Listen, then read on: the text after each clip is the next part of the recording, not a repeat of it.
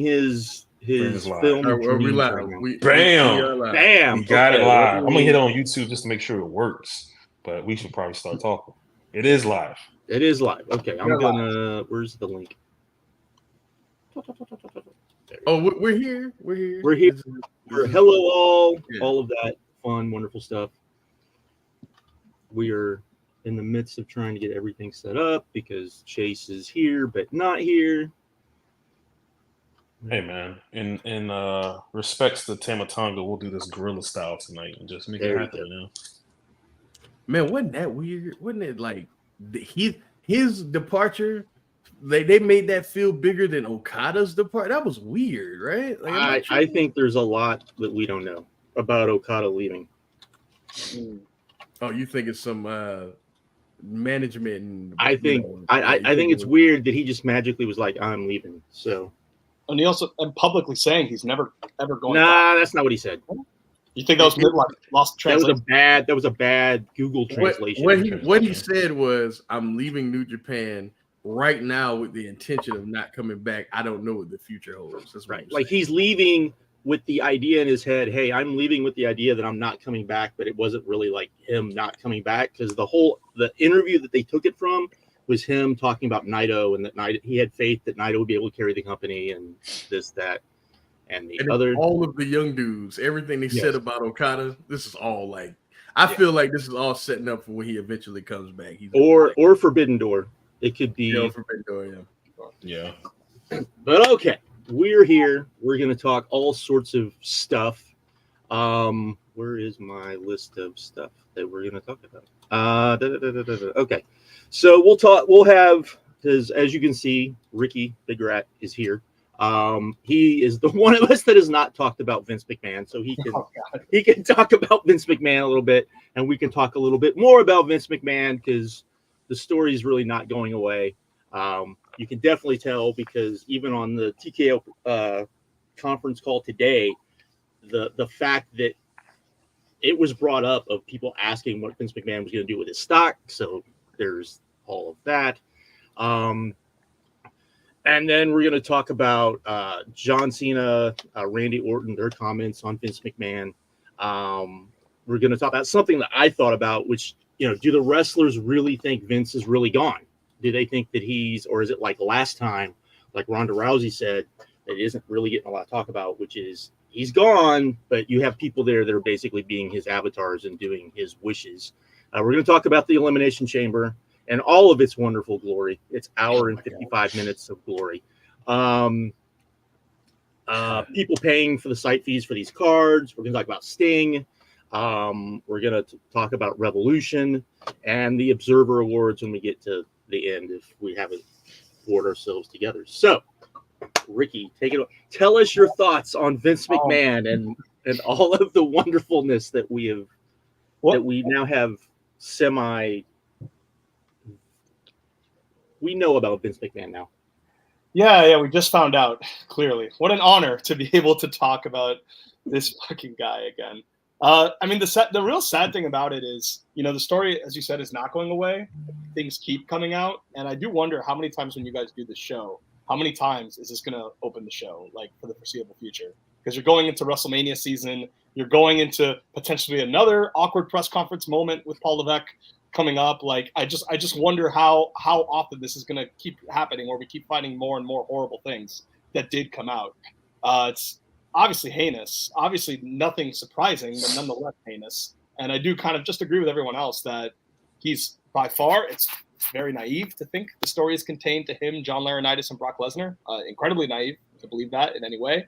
And I do want to say, I wouldn't mind transitioning to it also with the John Cena, Randy Orton thing. Like, I guess have a little more sympathy for some of those guys that have been there for a long time. Even if they did or didn't like Vince, this is not an easy thing to process.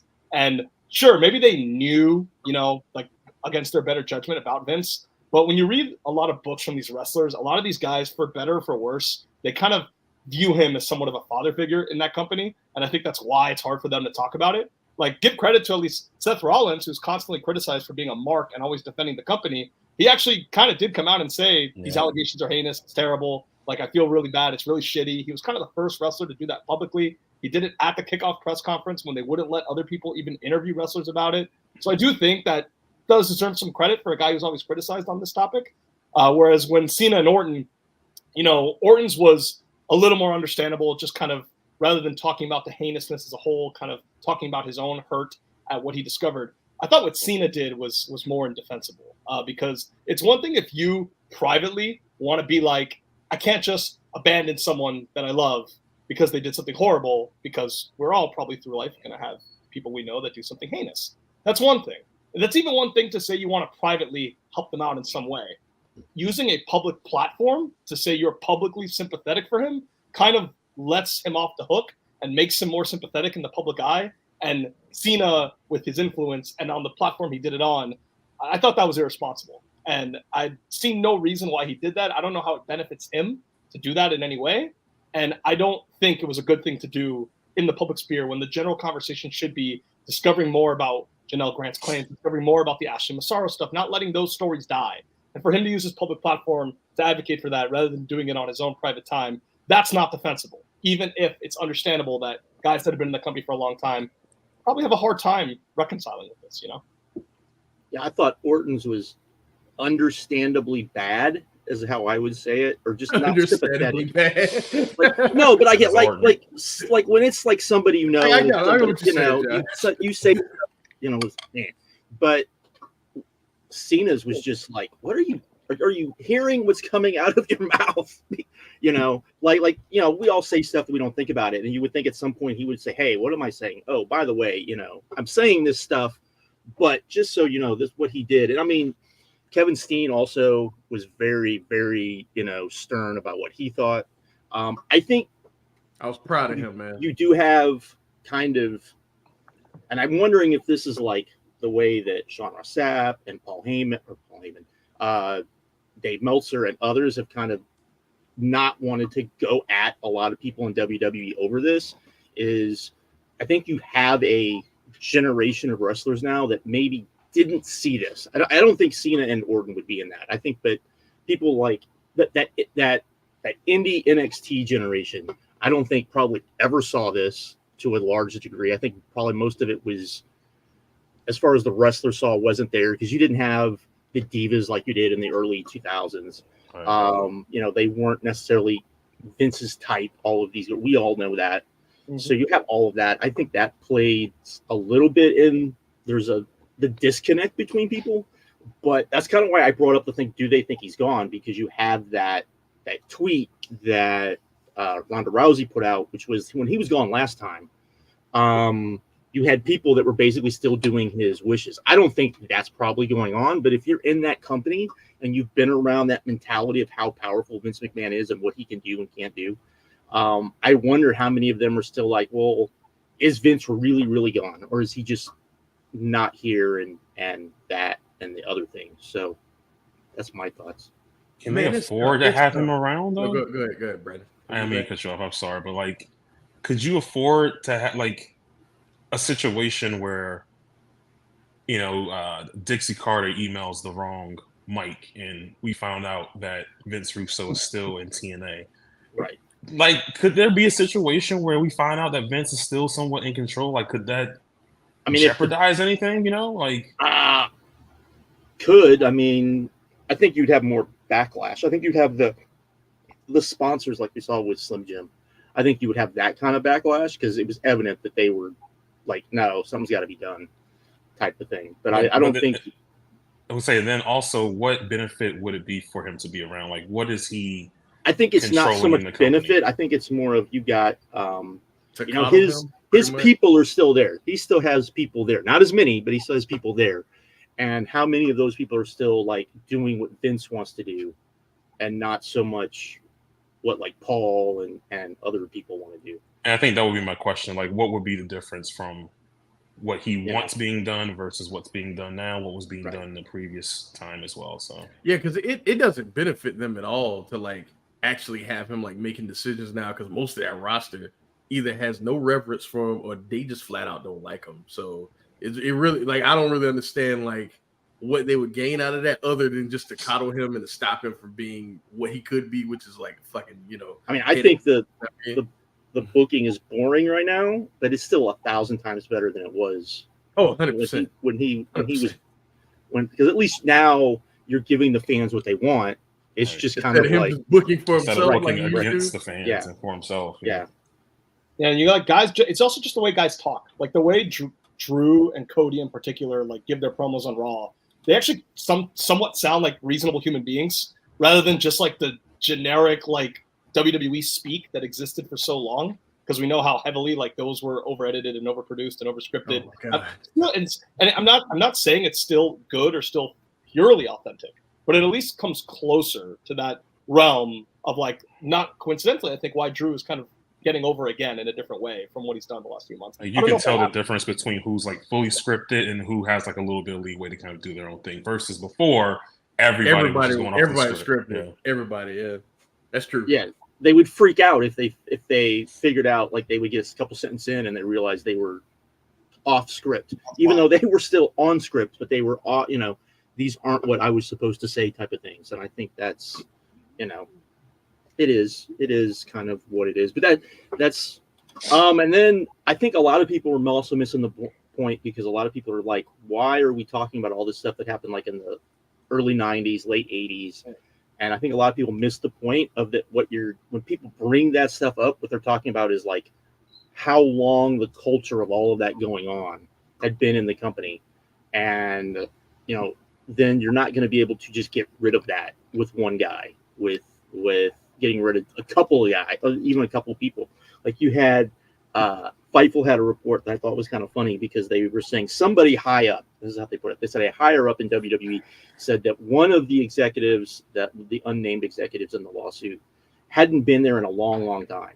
And it's like, this happened in 2021. So it's not, they hadn't been gone for a long, long time. That could be a number of people. Yes. And it's like, that's not a long, long time ago. They're not long gone. I think is that what they said, is they're long gone. It's like, whatever.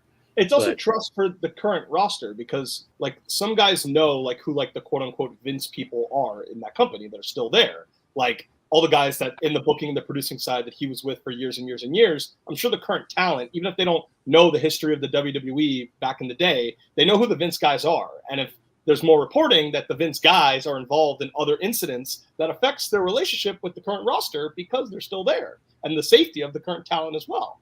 And I mean, it's also just justice for older victims too. Like Rita Chatterton gets a settlement last year for something that happened decades ago, because it came back out, because it came back in the public circle, and there was legal action involved. Like, what if there's another story like that is uncovered so far? So digging into that past does matter. We can still do something about it.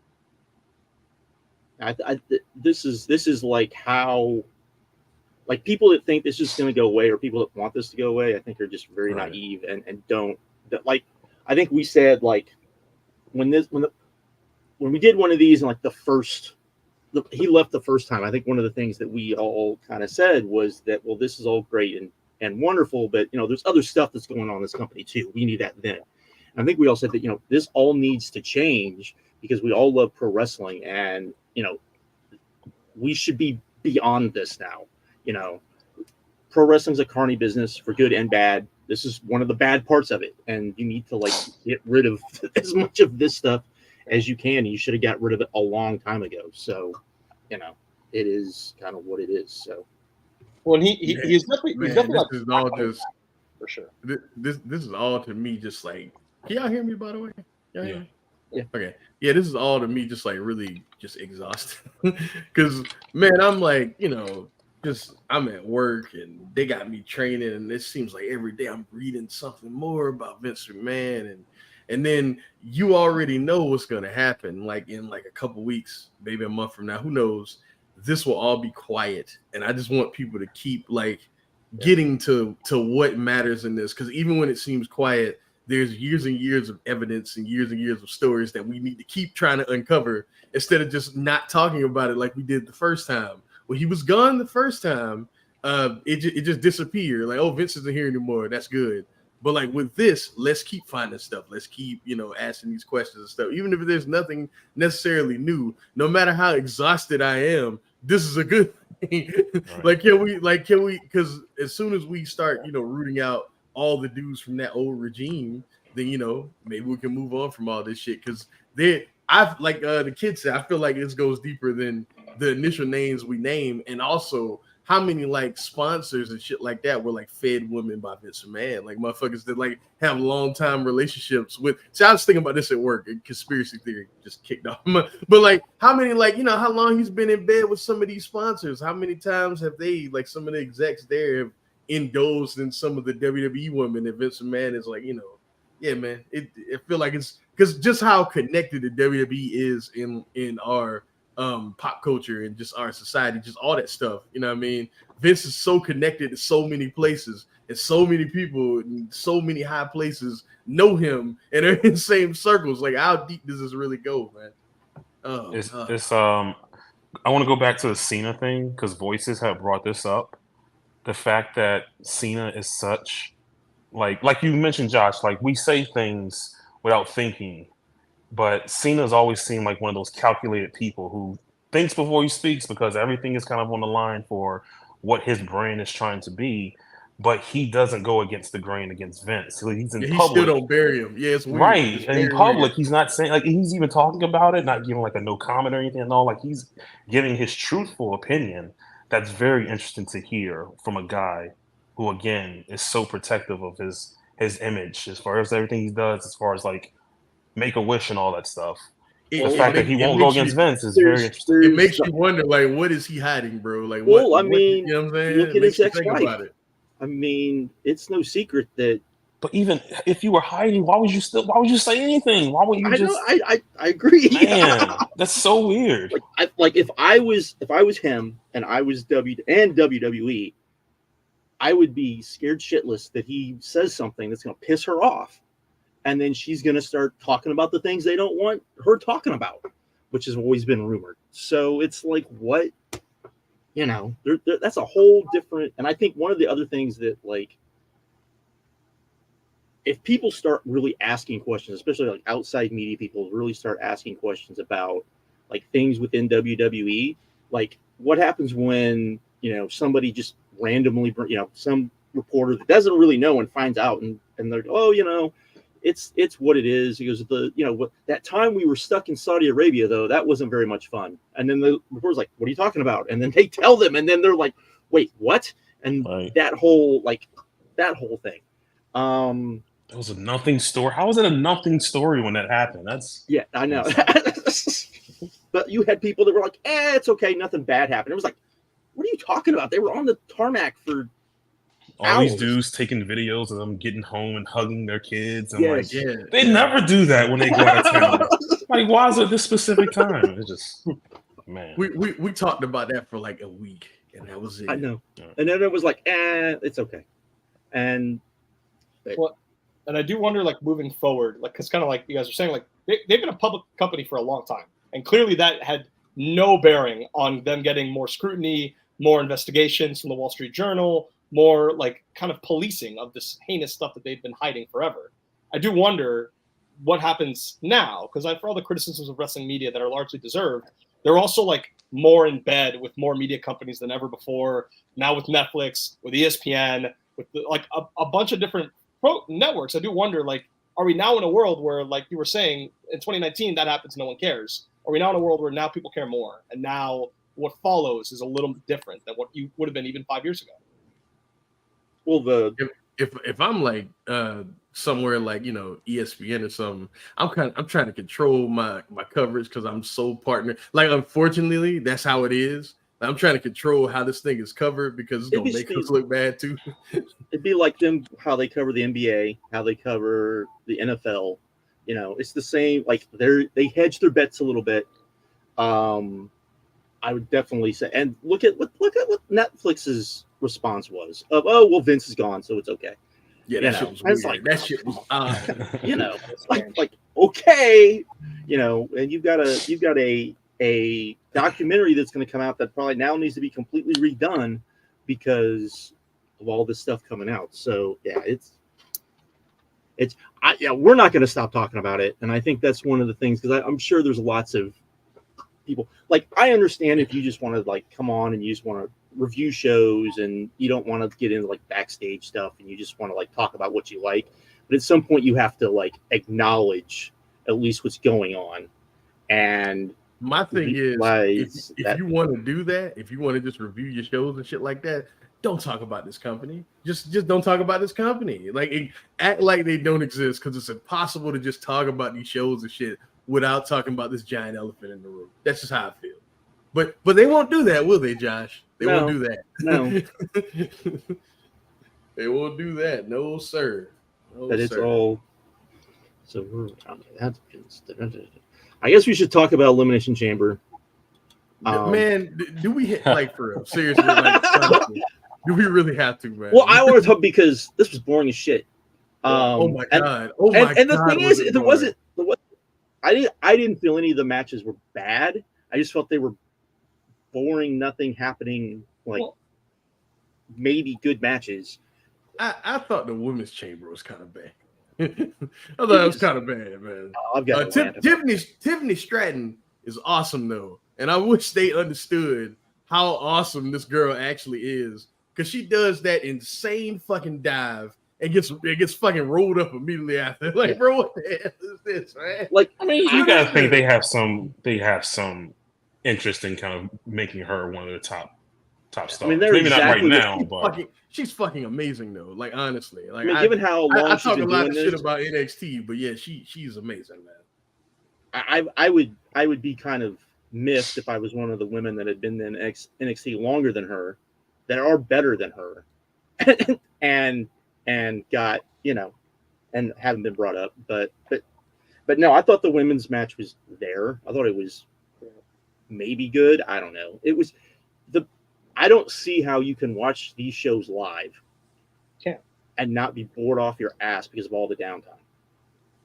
4 hours and 30 minutes, you got an hour and 55 minutes of matches. Well, and it's not just that, like, you're not always getting wrestling on these shows. Like, you're getting like commercials, you're getting like advertisements for the local area showing like Australian soccer leagues and horses. And, you know, I get with the Saudis, it's like, that's the point. That's why you're here. You have to make us look good. That's literally the reason we brought you in. But like doing this in every international market you go to is incredibly exhausting. And it's not even like you're getting some back segment that is interesting. It is just flat out not what you're there for, not what you're there watching the pay-per-view for. And there's so much of it on every show.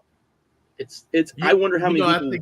I think it's smart they changed that name though. The pay-per-view to premium live event. So now you can't say that, oh, they're doing all this on a pay-per-view because I paid $50 for it. You didn't now. All you did was pay for the stream. You're watching a special episode of the WWE. It's actually kind of smart. I'm not gonna lie. The Peacock Plus, whatever it is, then you get all of like their video packages instead of the commercials. Which that would annoy me too, because I don't need two of the exact same video package about the Elimination Chamber, how it works, the rules. I don't need two of those in a they did format do it twice. They killed me WrestleMania last year on Saturday. They were showing promos, which I mean, I guess it makes sense, but showing promos for matches that weren't happening that night, they were happening the very next night. When you knew they were just going to replay it again the next day. So yeah, it's almost a gift and a curse when it comes to those new ads. Right, and then you had people going, "Oh, well, this is fine because it's not like AEW pay-per-views where just too much stuff happens." And I'm like, "No, there's an in between." What you're paying for? You're paying for stuff to happen. Like I want to watch a show and not feel like it's the same show I watch every week. That's the point of me buying this show. Like I want it to feel that way. Oh man. Well, and then I think in this show especially, it was magnified because these chamber matches, you have these long entrances for every single competitor on top of the rules, on top of the package for WrestleMania. It's like you have to wait like a full episode of Rampage to actually get to the start of the match. Yes. Well, like people were saying on Twitter, is that they want to see those long entrances. Like that's part of the show for them. That's what they're there for. They're there to sing along. They're there like. If I had been there, and that basic interview segment that was in the middle of the show, oh god, I would have been bored out of my mind because that was such a nothing thing. I get the fans, for singing along because this is the one chance they get and all of that stuff with the entrances and all of that. But no, the women's match I thought was what it was. I thought the tag match was pretty good. Yeah. You know, it was pretty good. What was after the tag match? The Grayson Waller segment. Yeah, because it was 55 minutes of nothing. And then you had the men's chamber, which I thought was pretty much nothing until near the end. I'm glad we're on the same page because our buddy that's not here actually liked it quite a bit. I know some people that like, and I can watch it and understand why some people would like that match, but I don't get it. I'm just like, what? This so just like, and I hate to be a jerk because like, yeah, everybody knows it. I don't know if you guys don't know, but I don't watch this shit. But I don't understand what I don't understand because I know we all like what we like. That's fine. But how can people watch these matches and the crowd doesn't react to anything? They don't care. And they still go, that was an amazing match. Like, bro, these fans don't even care. It's not even like when the pandemic was going on in Japan and the fans were just clapping. Because at least the claps let me know that they're into this stuff. These people don't even care. They're doing stuff to silence until the finish happens. Or the catchphrase. Or the it's so weird. I'm like, and this company is hot. This is the company y'all keep telling me is hot. I mean, it is hot by their business, but this is the company that you all love right now. You sure don't act like it. It's really weird. And I could even compare it like within the company because there's WWE fans out there that like always like the Elimination Chamber, the Rumble, the Money in the Bank. They've done like really good versions of those matches before. It's not out of their realm. But like in this men's chamber match, it's usually because there's plots of intrigue like within the match where feuds are being furthered and something is being elevated to another direction of a program, and then you get to your eliminations at the end. But in this one, I mean, that first half before Logan Paul comes in, you got 4 faces and Drew. There's no real long-standing feud between any of them, and they're just exchanging moves. They're literally just doing hold, finisher, whatever, and then you get to Logan Paul coming in, and that gets reaction from the crowd. He has the feud with Kevin Owens. It actually furthers something. His involvement with the finish with Randy Orton actually furthers something. There's ways these matches have been good, even within WWE standards. But this one was just soulless. There was just no. That's how the whole company is. Soulless. I just described it. Wasn't the Elimination Chamber used to be like one of the violent matches? Wasn't it? What happened? Like what? It became a toy set. Yeah, so now they can be able to sell that Elimination Chamber. That's why. Did you not know? Like, I hadn't watched one in so long. It took me a minute. I was like, wait a minute. When did they add mats to this thing? The mats. Yeah. I caught that mats. I said it's probably a good thing, but it's need to have mats. And so when they would do stuff out there on, even if it was just a basic move, it looked painful. You got it. That doesn't look fun at all. But yeah, like with the men's match, one of my bit was we had basically 2 screw jobs within the match, which it's like, why did we have to do 2 of these? And you flew AJ all the way out here to freaking Australia, other side of the world, Australia, and for him to do a run in and a chair shot. Why did we do this? Why couldn't he have had a match on all this downtime with somebody? You know, that kind of pissed me off after watching. I was like, what? But yeah, like you had that, and then of course you had the main event, which was just some people love that match. I thought it was good. I don't love it, but I thought it was like I think I enjoyed Rhea working from underneath. I thought she did a good job selling and really making Nia Jax's terrible offense look devastating. You know what I mean? I liked it. I seen some people call it amazing and the best women's match of the year, and they're crazy. Yeah. It wasn't that. It was like, I thought Rhea made it good, just slightly good, but it was just like, I mean, it looked like an old school like monster, you know. And I get that they probably booked this to be that way, and that Nia to go against her, but now it looks like Nia is still going to be around in the freaking main event scene anyways, which makes no sense to me. It should be like, okay, we used you because you're probably one of the few people that we can put in the ring with Rhea, and it's okay that you get boos and she gets, you know, like cheers, and she doesn't have to, because she's going to play face anyways because we're in Australia. That's cool. But I watched this show and I was just amazed. And one of the things that really kind of like got me was, especially watching the women's match, is I watched how that whole thing played out. And the report that we heard was that Jade Cargill was supposed to be in this match. And they said, nah, we're not going to do that. Either because we don't think she's ready yet, which I think is so weird, or they didn't want to beat her. And I'm like, okay, we all knew who was going to win. That was the thing. We all knew who was going to win. Both matches. We all of us watched the Royal Rumble. We saw the reaction that happened when you had Jade and Bianca square up. That was like one of the few things on that whole show that got an actual reaction out of the. So I do not understand why you would put Jade in that match. And you can make Jade look super strong. You knew what you were going to do with Nia. So even at the Royal Rumble, you could have had Nia come in early, just eliminate as many of the geeks as she could. And then at some point you have Jade come out, do the exact same thing where she eliminates Nia. And then you have Jade eliminate all the geeks at the end of the match. You could have booked it the finish the exact same way. Then had Jade in this match. You could have Jade start with Becky. You're going to tell me Becky can't get 5 minutes out of Jade Cargill? That's ridiculous. That's probably right now arguably your best wrestler. You're right, because even if you're absolutely right, because you could still do the Nia match, and then you could do something with Jade and Bianca in the chamber, because that's what people wanted to see. Oh my God, John! Well, I didn't even think about that. So you telling me that Becky can get 5 minutes out of Jade?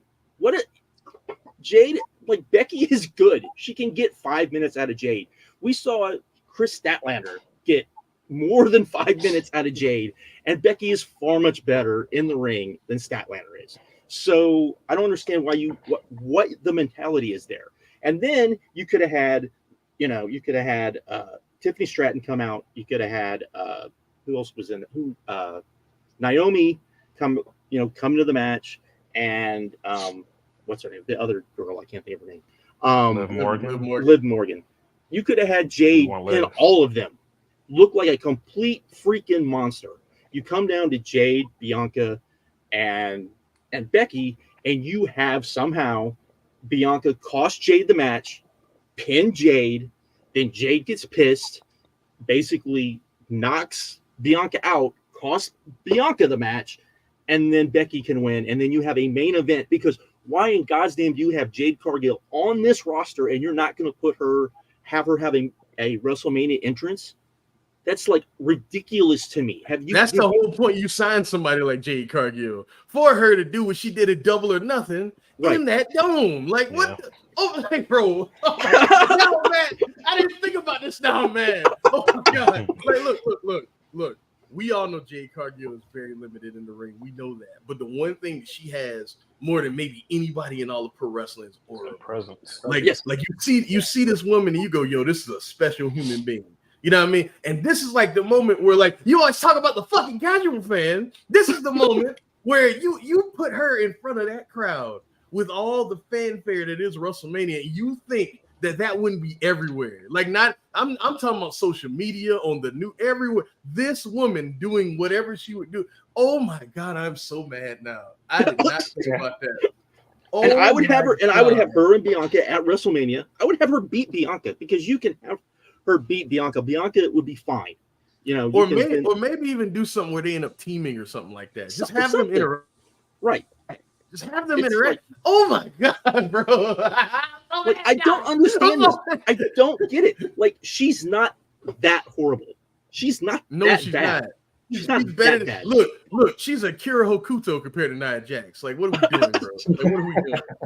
Like, I don't get it. Man? Like, she had completely okay to good matches in AEW with people who are not as good as people at the top of the WWE roster in the women.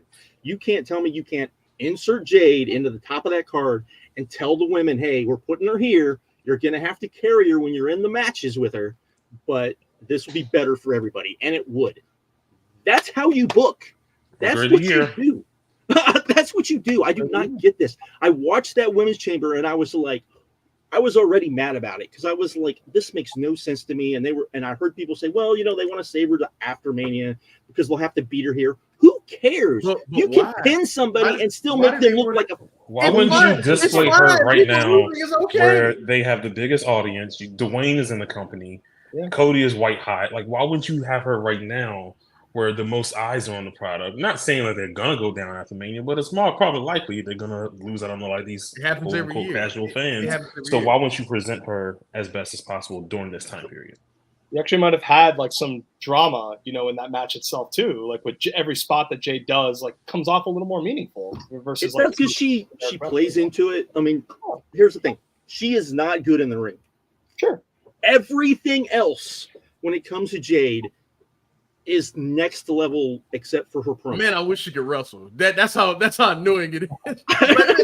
If she could wrestle, she could be like maybe one of the biggest stars. Like this whole stupid thing has ever seen. Yeah, like ever. men or women. Woman, she would be like huge. And you could have had her come out last in the chamber like they did with Logan Paul, like set up like the power spots that take advantage of the weaponry of the chamber to like make her look good. It could have been a strong debut, Right, you could do that too. Like you could literally have her in the chamber doing the same because she would. There is no doubt in my mind if you had her basically in that Logan Paul spot, she'd have been doing the same type of shit, just a different way. She would have been like, every time that the little buzzer went off, you could have had a thing on Jade and being like, "Oh, you're lucky I'm not coming out now. Oh, lucky you're not coming out." And then she comes out and she just starts destroying everything. You could do that too.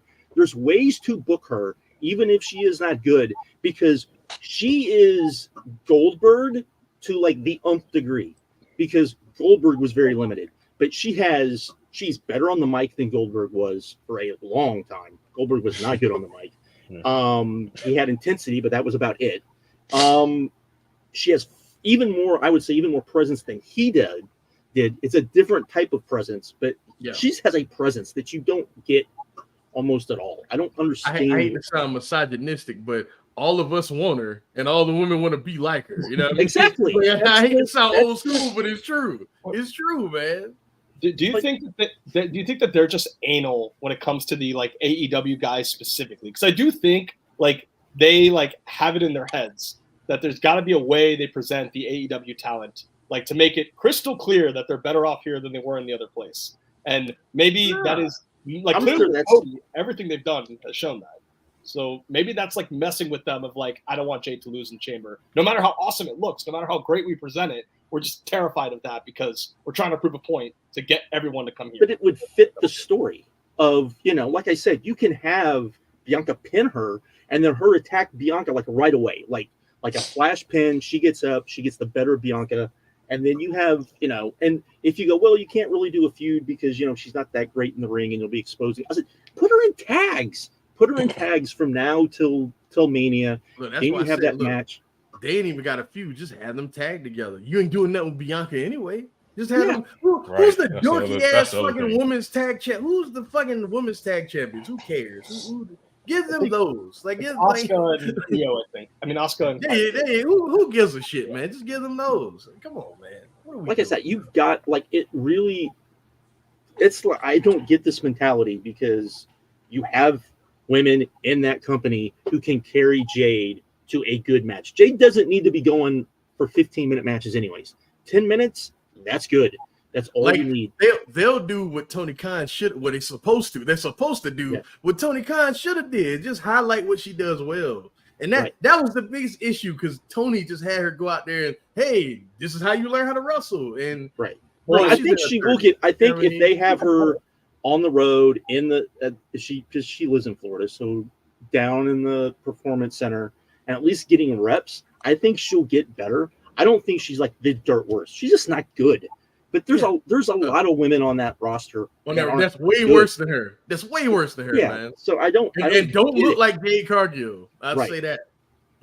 Like I said, the thing to me is you saw the reaction at Royal Rumble. Any plans you had from Bianca and Jade at that point needed to go out the window and be like, oh, this is like the biggest reaction of anything except for Cody on this show. We need to change whatever plans. We need y'all to do something together. We need y'all two together. It's just that simple. And before we go to the better pay-per-view, ideally, and, I mean, I think AEW can have their worst pay-per-view this week, and it'll still be better than the show. Do y'all like the Cody thing? I do want to talk about that because for the Cody like Rock stuff, where it seems like whatever the hell the Rock is doing with them on Saturday, I think all the stories that are coming out about the booking behind the Cody program at Mania are either fed by WWE or inaccurate because a lot of it doesn't make any sense. It doesn't make sense to me that Roman Rock was clearly the plan, but Punk Rollins was clearly the plan, and they were going to have Cody win the Rumble but not be in either WrestleMania title match. I just can't conceive of that. So I think that, just my opinion, I think that Hunter and The Rock and the way WWE is kind of presenting this, I think there's like, they are kind of like trying to get the fans to think one thing and then changing things behind the scenes constantly. Because I think this whole Cody booking of that Grayson Waller segment, now we're gonna have a Cody Rock singles match. Is that actually what's happening, or is that just something that's said that we're supposed to forget about? I guess we'll find out Friday about what's, I mean, the Rock's body will spontaneously combust if he tries to go fucking one-on-one with Cody for longer than 5 minutes, bro. I don't think he can. I don't think he can hold it up, honestly. I don't think he can. So you think he'll just eventually transition to like the heels chickening out and like asking for a tag instead or something like that? It's gotta be, bro. Could you want to see The Rock try and do a singles match with Cody Rhodes? I do. Why not? What's it to me? I want to see that. Yeah, absolutely. Oh man. But I get what you're saying, though. I get what you're saying. It would probably not be beneficial for the fan or for Dwayne to do it either, especially in the shape he's in right now. I mean, good shape, but he's old. He's old and probably he's heavy. not in wrestling shape. He's not in in-ring shape at all. Do y'all still think that Roman's winning?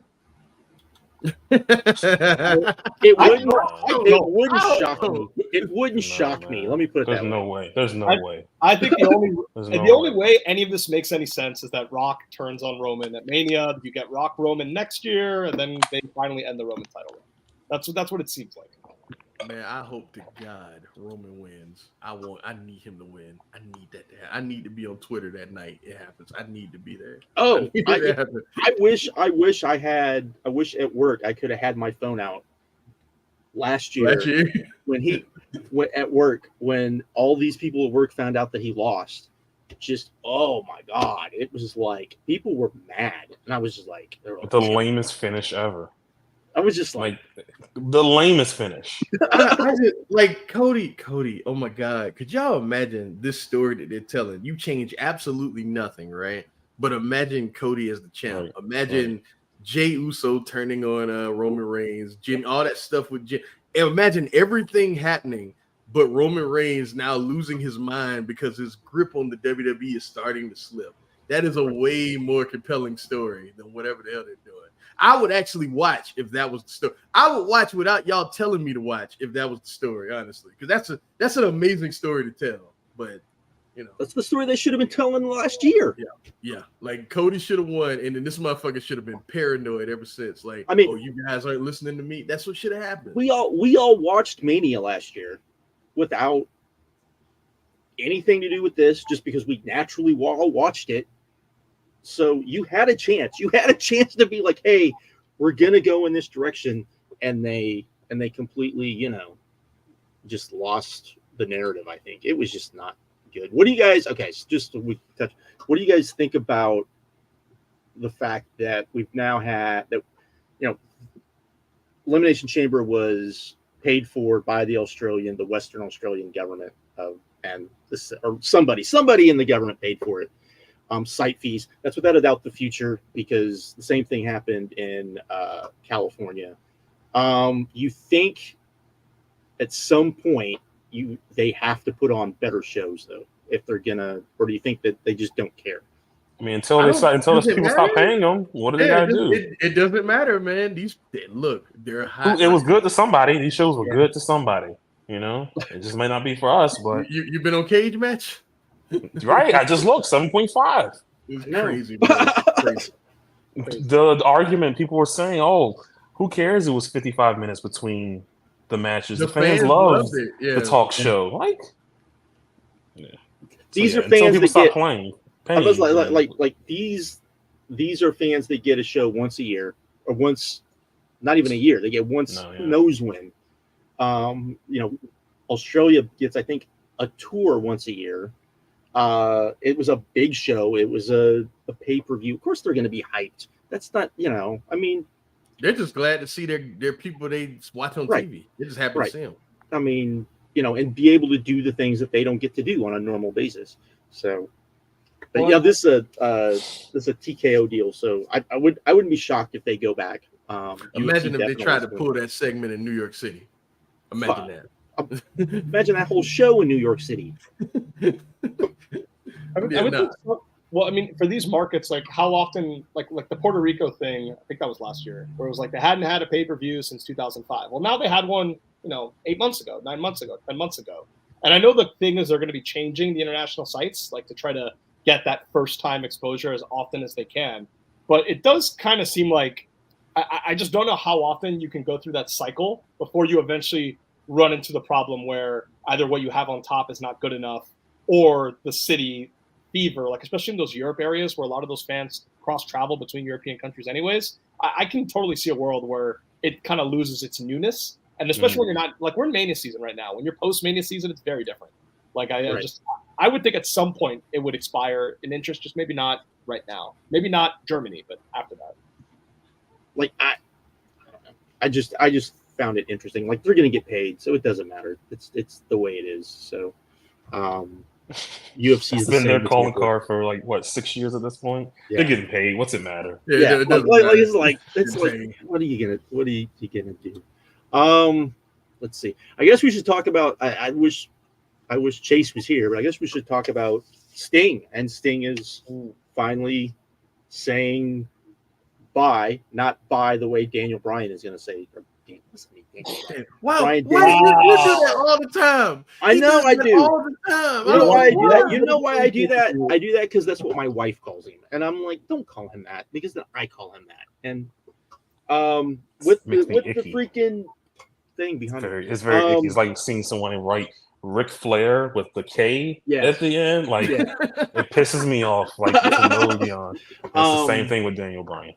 And can we all please thank Tony Khan? I said this on Twitter, but can we all thank Tony Khan for giving Sting a real send off instead of whatever that was WWE did?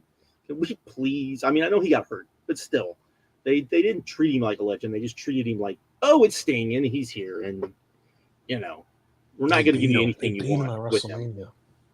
All right, so somebody brought this up to me, and I hope this doesn't happen. But so this guy I work with, he's in the wrestling too. He's actually going to that show as well. Like he's in Greensboro right now. Like he's gonna be there till Wednesday next week because he took this whole week off. But he was like, "What happens if Muta shows up?" I'm like, "Man, shut up, man." He said, "What if he shows up and helps Sting? You wouldn't like." Don't let him take the spotlight. No, don't let Muta take the spotlight for somebody else again.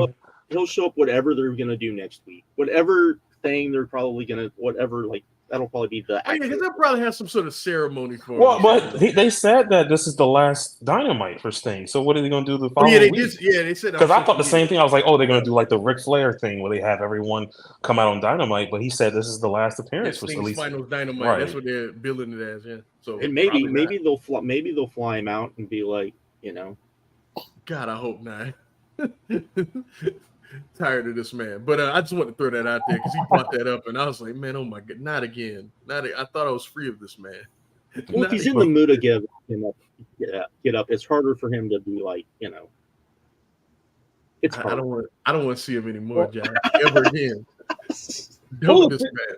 Okay, but the Sting Darby stuff, at the very least, I think what makes it cool that they can do it this way is that they're not just doing it because he's retiring. Let's put this team together. Let's put this little program together with the Bucks. They've been building Darby and Sting as a team for years. So it actually means something that they beautiful. Yeah, they cared about their legend before he was doing his send-off. They actually treated him with respect first, and now it means something, and now it's a worthy pay-per-view main event.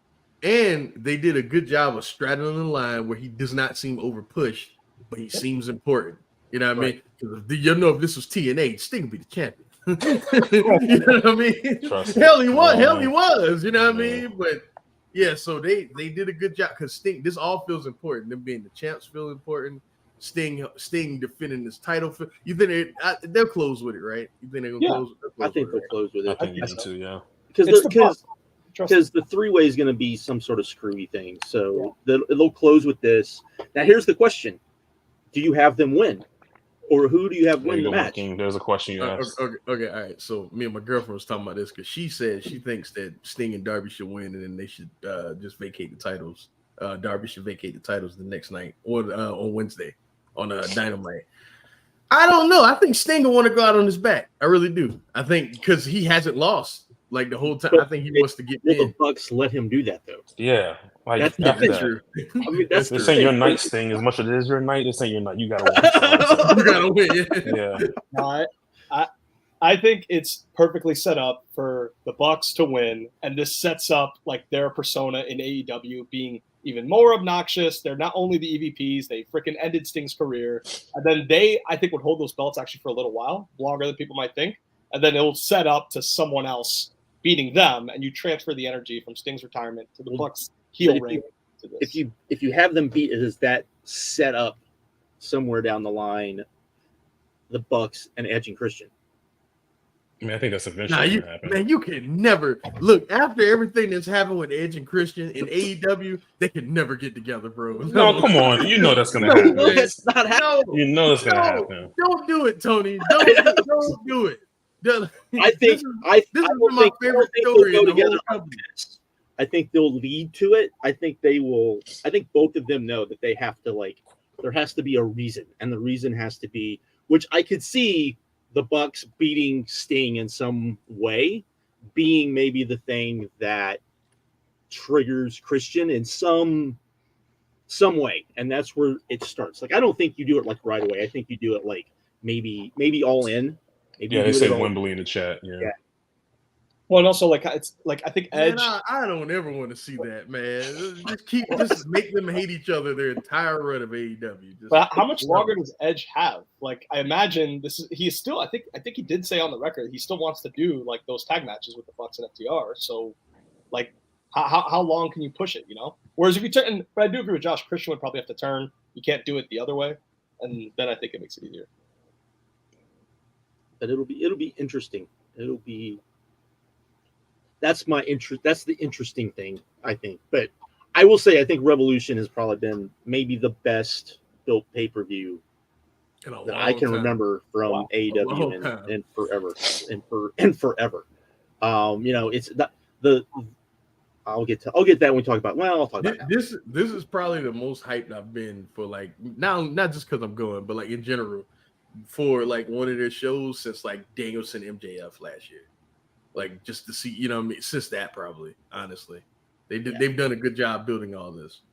Yeah. This is consistently their best pay-per-view product. Yeah, like, they always, like, Revolution pretty much always hits, other than the pandemic one with the goofy ending. Even then, it wasn't a horrible show. Right. But it just fell flat. Right, had that flat finish, so.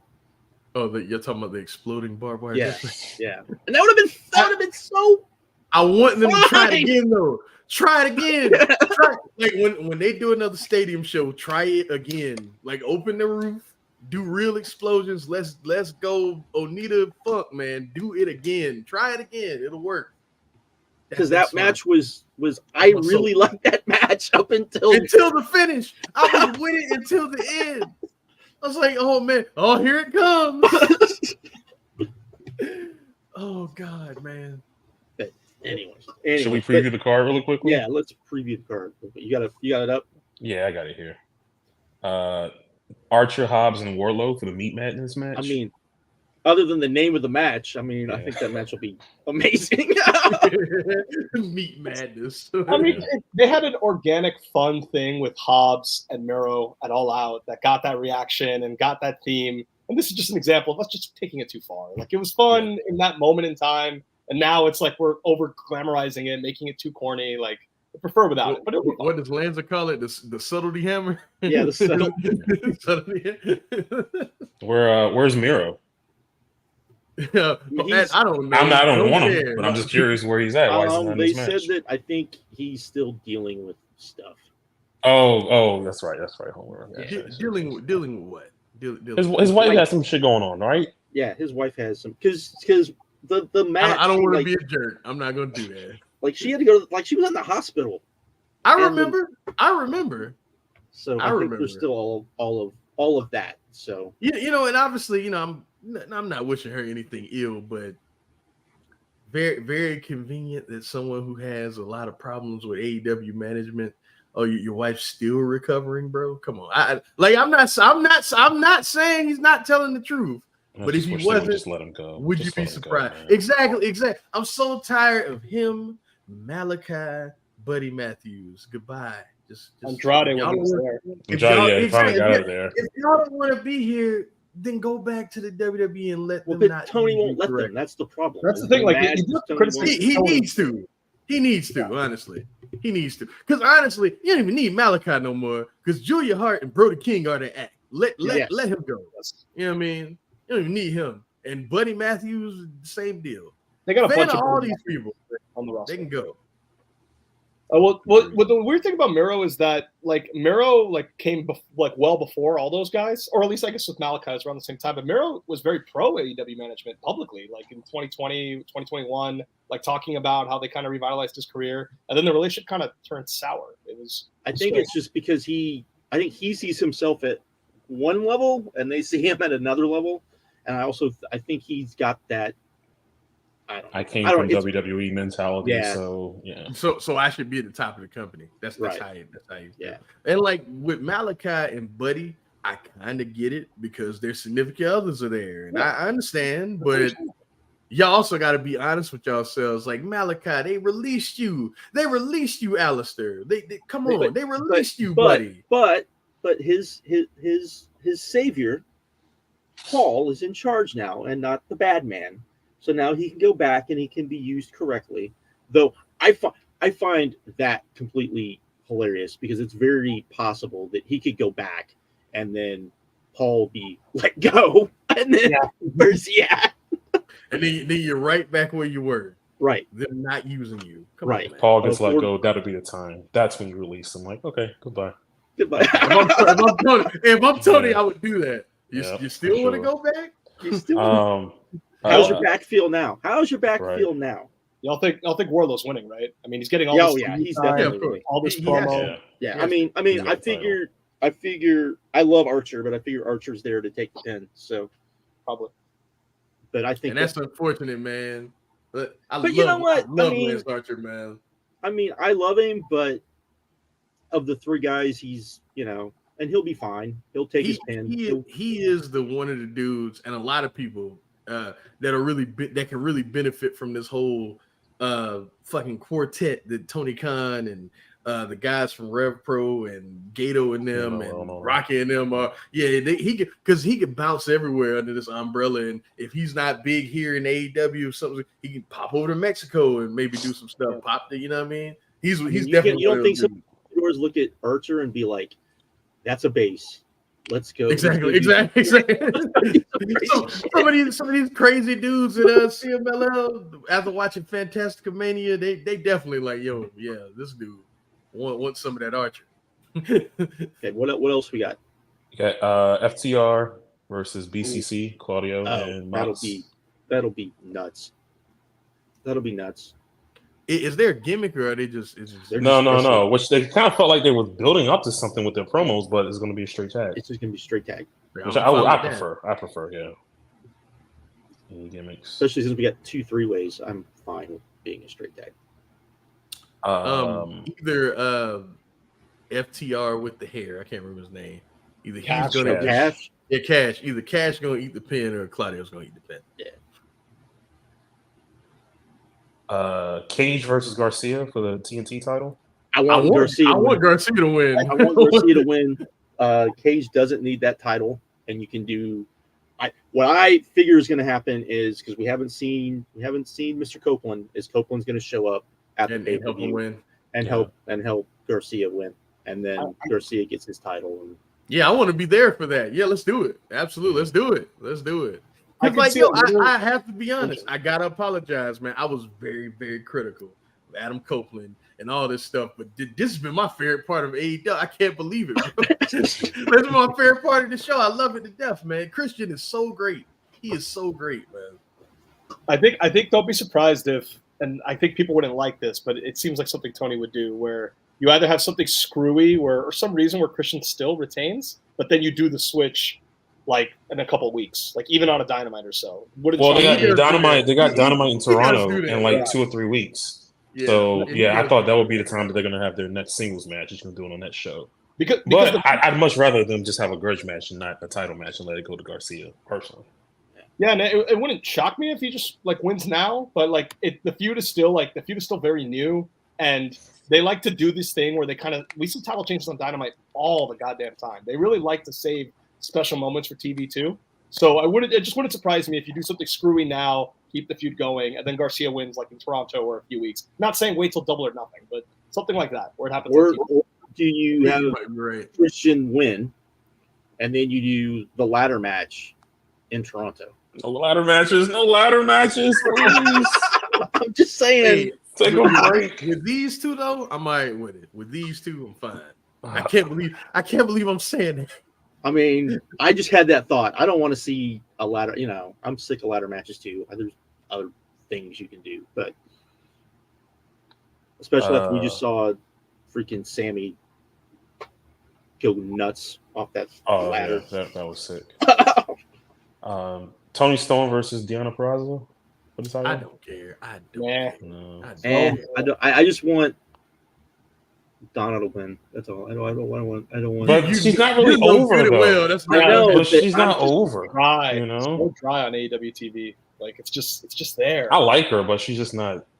And granted, I don't think Tony is helping. I don't think Tony's gimmick is all that great. The fact that she won Best Gimmick is like blowing my mind. I think it's. We'll talk about that. We'll talk about that.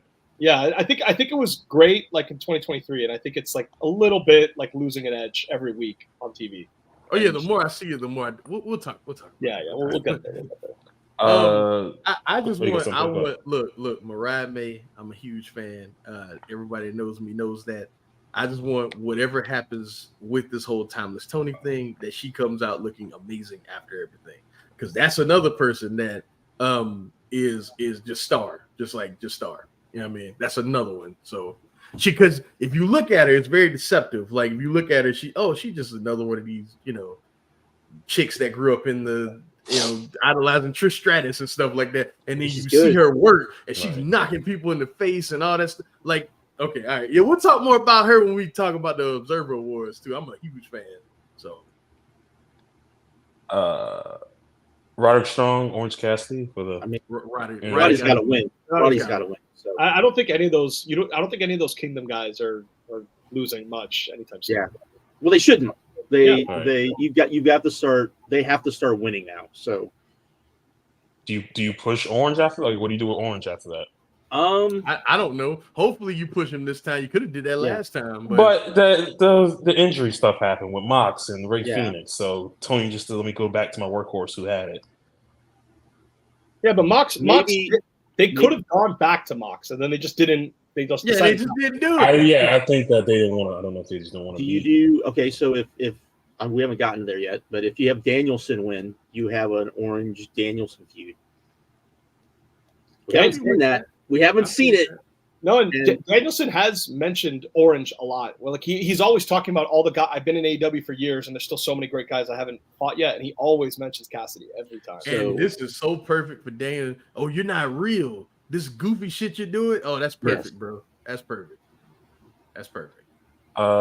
Eddie Kingston, Bryan Danielson for the. All right, okay, because I'm gonna be there. I'm gonna be there. You know I'm rooting for Eddie, but Danielson should win. Like Eddie should win. I'd want Eddie to win, but Danielson should win, honestly. Right. I agree with that. I think Eddie's done fine with the title, but I feel like Danielson should win because I think there's a ceiling on that because if Danielson wins these belts, he's probably gonna be traveling with these, defending them all over the world and stuff like that. I just don't think that happens with Eddie. You know what I mean? It's a good time. It won't be as marquee with Eddie versus Danielson. Right. Well, So Marquine, we're gonna have Eddie a third Kingston. If I win, someone has to shake my hand match, and the handshake's not gonna happen for the third straight time. Going Oh back yeah. to Oh yeah. Claudio. Yeah, I just thought about that. Oh, Jericho these is nerds. Revolution. And now Oh, again, that'll be good. again, there's no handshake. That's awesome. Yeah, I like it. I think this is closer. And but- maybe Eddie tells you all this Bryan Danielson guy, don't trust him either, man. Nah, Right. I don't think this kid knows what I'm talking about. Yeah, Kid knows yeah. what I'm talking Hey, AEW paid it off like 15 years later. about. Like, Yep. we finally got that blow off. and We're the talking handshake. about the car. We're talking about Yeah, I know. That's why I called you a nerd. Talking about your car right now. So Hey, Appreciate it. Grand Slam, they opened the show with a resolution of a Chikara feud from 14 years ago. That's Don't blame true. us. Tony. only Tony Khan does shit like that, man. Only Tony Khan. Takeshita versus Osprey. This is I going to be the fucking best know. match I mean, of the night. Osprey's got to win, but this match might be legit. Like, I feel sorry for every match going on after it. It's going to be the Roman best is a match better of the night. Yeah, this match is gonna rule. This, and I will say, like, I think why AEW feels special right now. It's not the same as Punk and Danielson coming in because it's obviously a very different thing. But the introduction of Osprey, Mercedes, and Okada all at the same time, you're kind of feeling like this surge of like new interest in the product because all three of those guys are gonna have top level programs across the board. So I feel like you're kind of seeing this surge of a complete change in the scene from now to Double or Nothing to Forbidden Door that I think maybe not the same as the fall 2021 heights in terms of popularity, but in terms of the quality of the product, I think it's gonna be special. This to me feels like okay. The surge in 2021 with Punk and Danielson and Adam Cole. This is like, oh, these are the guys that you grew up watching on TV that you like and blah blah blah. These are the people with Okada and Osprey and Mercedes. Again, Mercedes is included in that, but like these are the people that all the smart wrestling fans know are incredible, and they've been telling you are incredible for years. And I'm going to show you these people. That's what this is, and I cannot wait, man. This is to me. This is the shit that makes AEW so intriguing. Not the fact that they try and serve every master. It's the fact that they don't care about serving every master. Right. They serve a master that they serve the people that don't usually get fed. Like we don't usually get fed. We never do. We never get a. You know what I'm saying? It was a cap on how much they were going to push Bryan Danielson in the WWE. There was a cap on how much CM Punk was going to get pushed. In AEW, Will Ospreay is probably going to be the biggest star in the company. You know what I mean? He'll be champion in 2 months. Yeah, like, man, come on, man. I love it, man. He gets on my nerves, but goddamn it, Tony, you get on my nerves, man. But I love you. I love you. I love you. A lot of traffic in that world title picture at this point. It's gonna be interesting. It's gonna get. I mean, when Kenny comes back, it's just gonna be more. This is why you also elevate those other titles too. Yeah. Just because, like it would be. Could you imagine, like, world title is like Osprey and somebody, and like the continental title is like Okada and somebody. You know what I mean? Right. That's why you It's elevate the other stuff. It's a good reason to give Danielson the Continental title because you can do Danielson against like either Okada and Osprey, and like no one would bat an eye. Like it would make perfect sense, and it would make that title a lot more important. Like I love Eddie, man, but it's nah, no, man. Oh, it hurts. It hurts someone watch him lose, man. It hurts. It really does. Hangman, Swerve, and Joe for the title.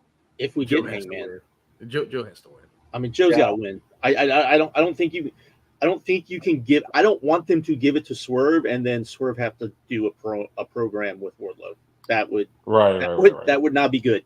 I would much rather keep it on Joe. You can have Hangman somehow screw Swerve. If Hangman's there, if not, then basically you have to do something different. But Joe should win, and then you can do Joe and Wardlow. Make that a TV feud. And I was gonna say that's not gonna be like a pay. That should be a TV feud, right? Yeah, that should be a TV feud. And see, I think that's how. Like the thing is, we don't know when Cole's gonna be back. I think that's probably what they're waiting for because I think you have Joe beat Wardlow, but I think you have Cole there, and somehow MJF costs. I think that's the last title that they need, that they feel like they want, and somehow MJF costs them the title. So Man, that's the biggest. I love AEW right now, and that's the biggest like question mark. How is that fool gonna fit into all this great stuff they doing right now, man? Hopefully he's watching and he's like, yeah, I'll okay, say, yeah. we can't do comedy hour stuff anymore. All right, It's gotta be, you know, we can't be doing, you know, early 2000s WWE. We've got to be doing Crockett feuds. I've got to be Dusty. They've got to be the Horsemen in some fashion, and that's how we got to do it, because we can't do what we were doing before, because it's evident that that's not what these fans want. So we'll get into Josh, that. I hope you're We'll right. get into I that. hope We'll you're get right. we'll get into that. We'll get into that here. We'll get into that. Because the summer was pretty goddamn successful last I remember. Go ahead.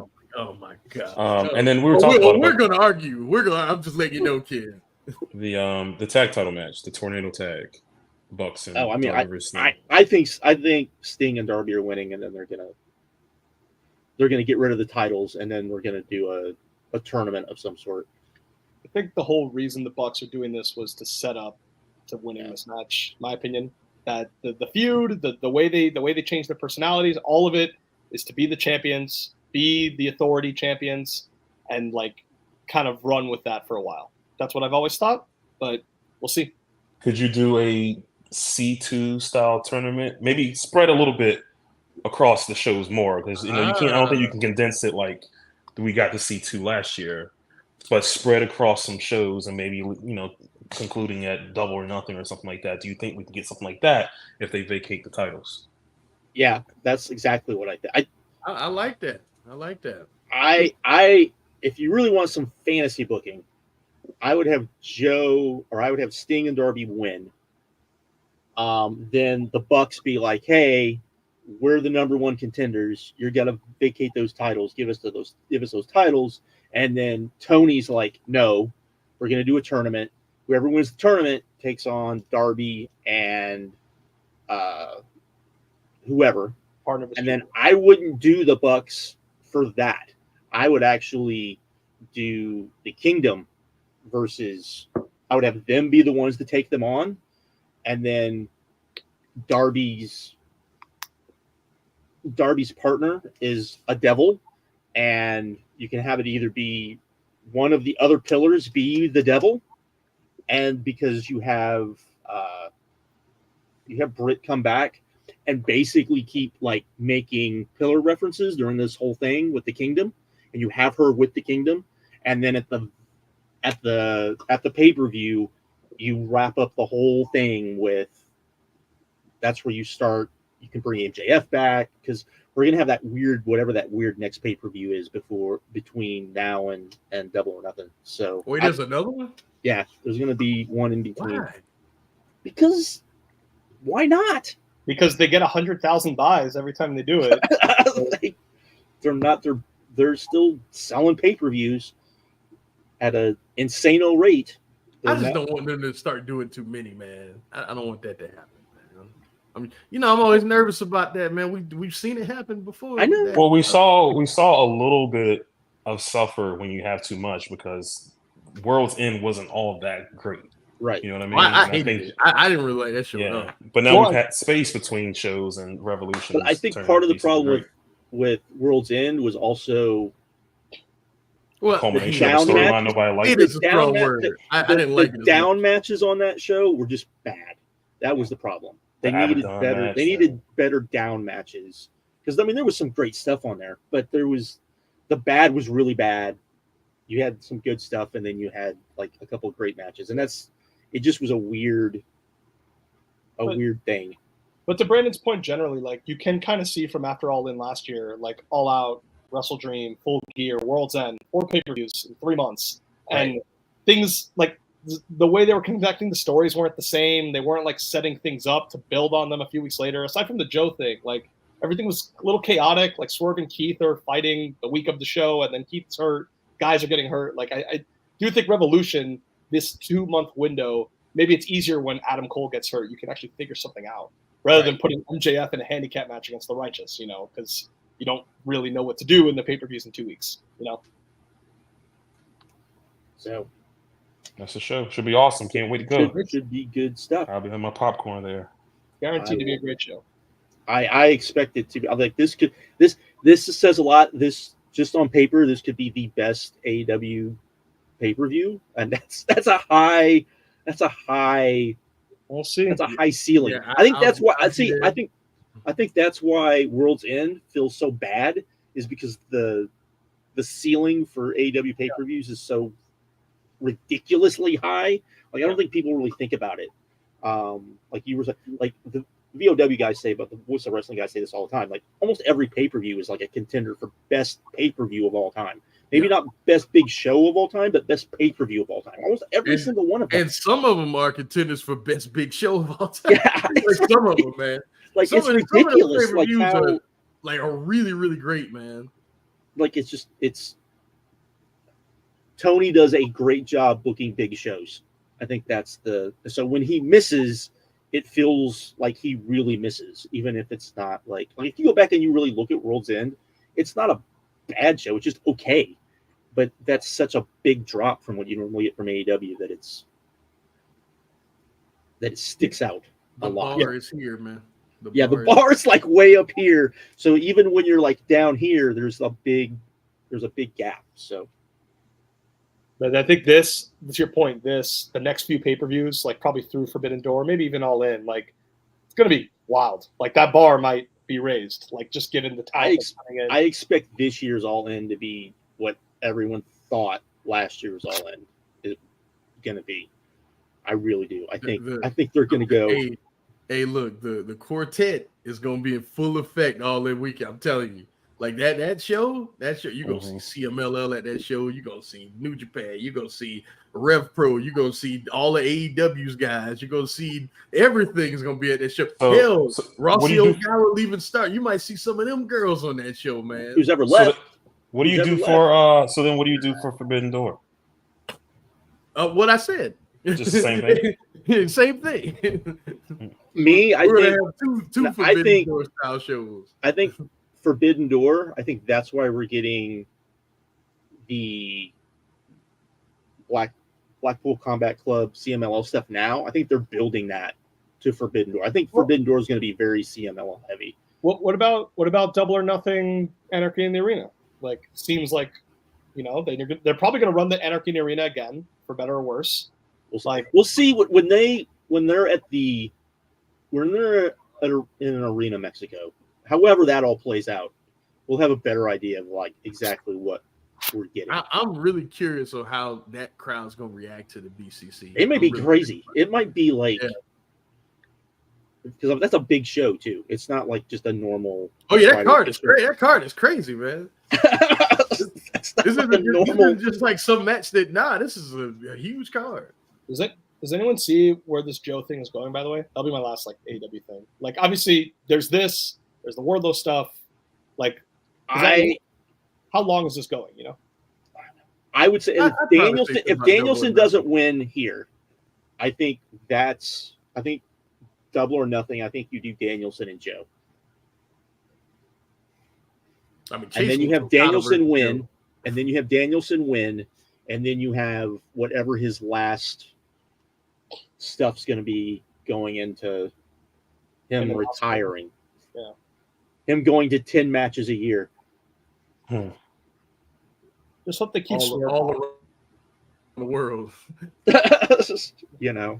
So anybody got the awards brought up? Oh shit! I didn't even think about it. Yeah, I'm scared to touch my computer. I got it. Scared. You got it. I mean, you know who top ones are for sure.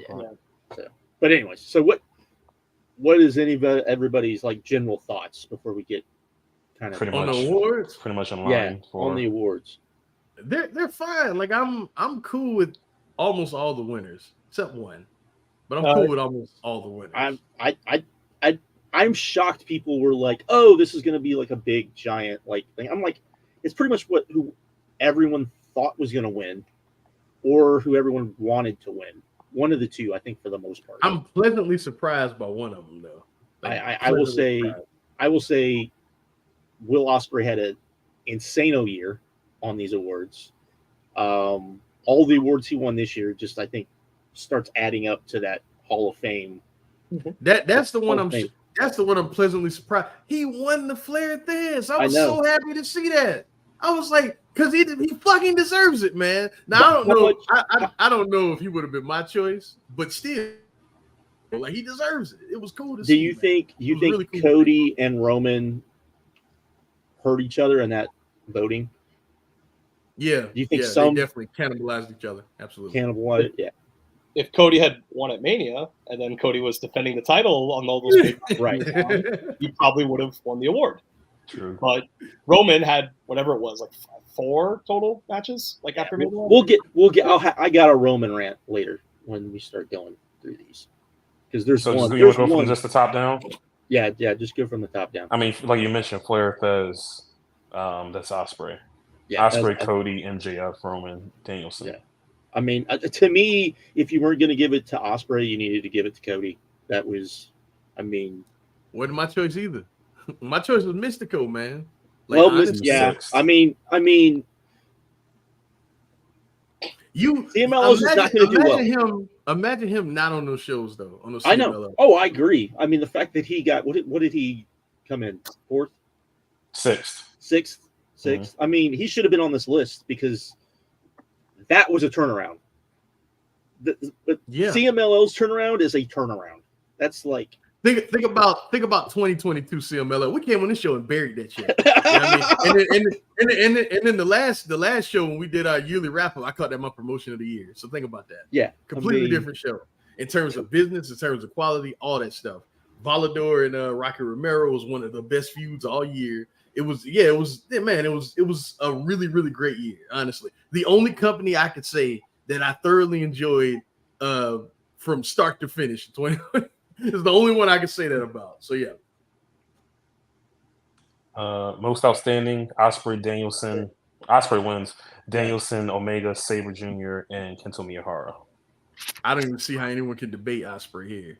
Yeah, he had an insano and in-ring and did it everywhere. Didn't just do it in New Japan. He did it everywhere. He had so many companies' best matches. Yeah, he had the best match in Rev Pro, the best match in New Japan, the best match in AEW.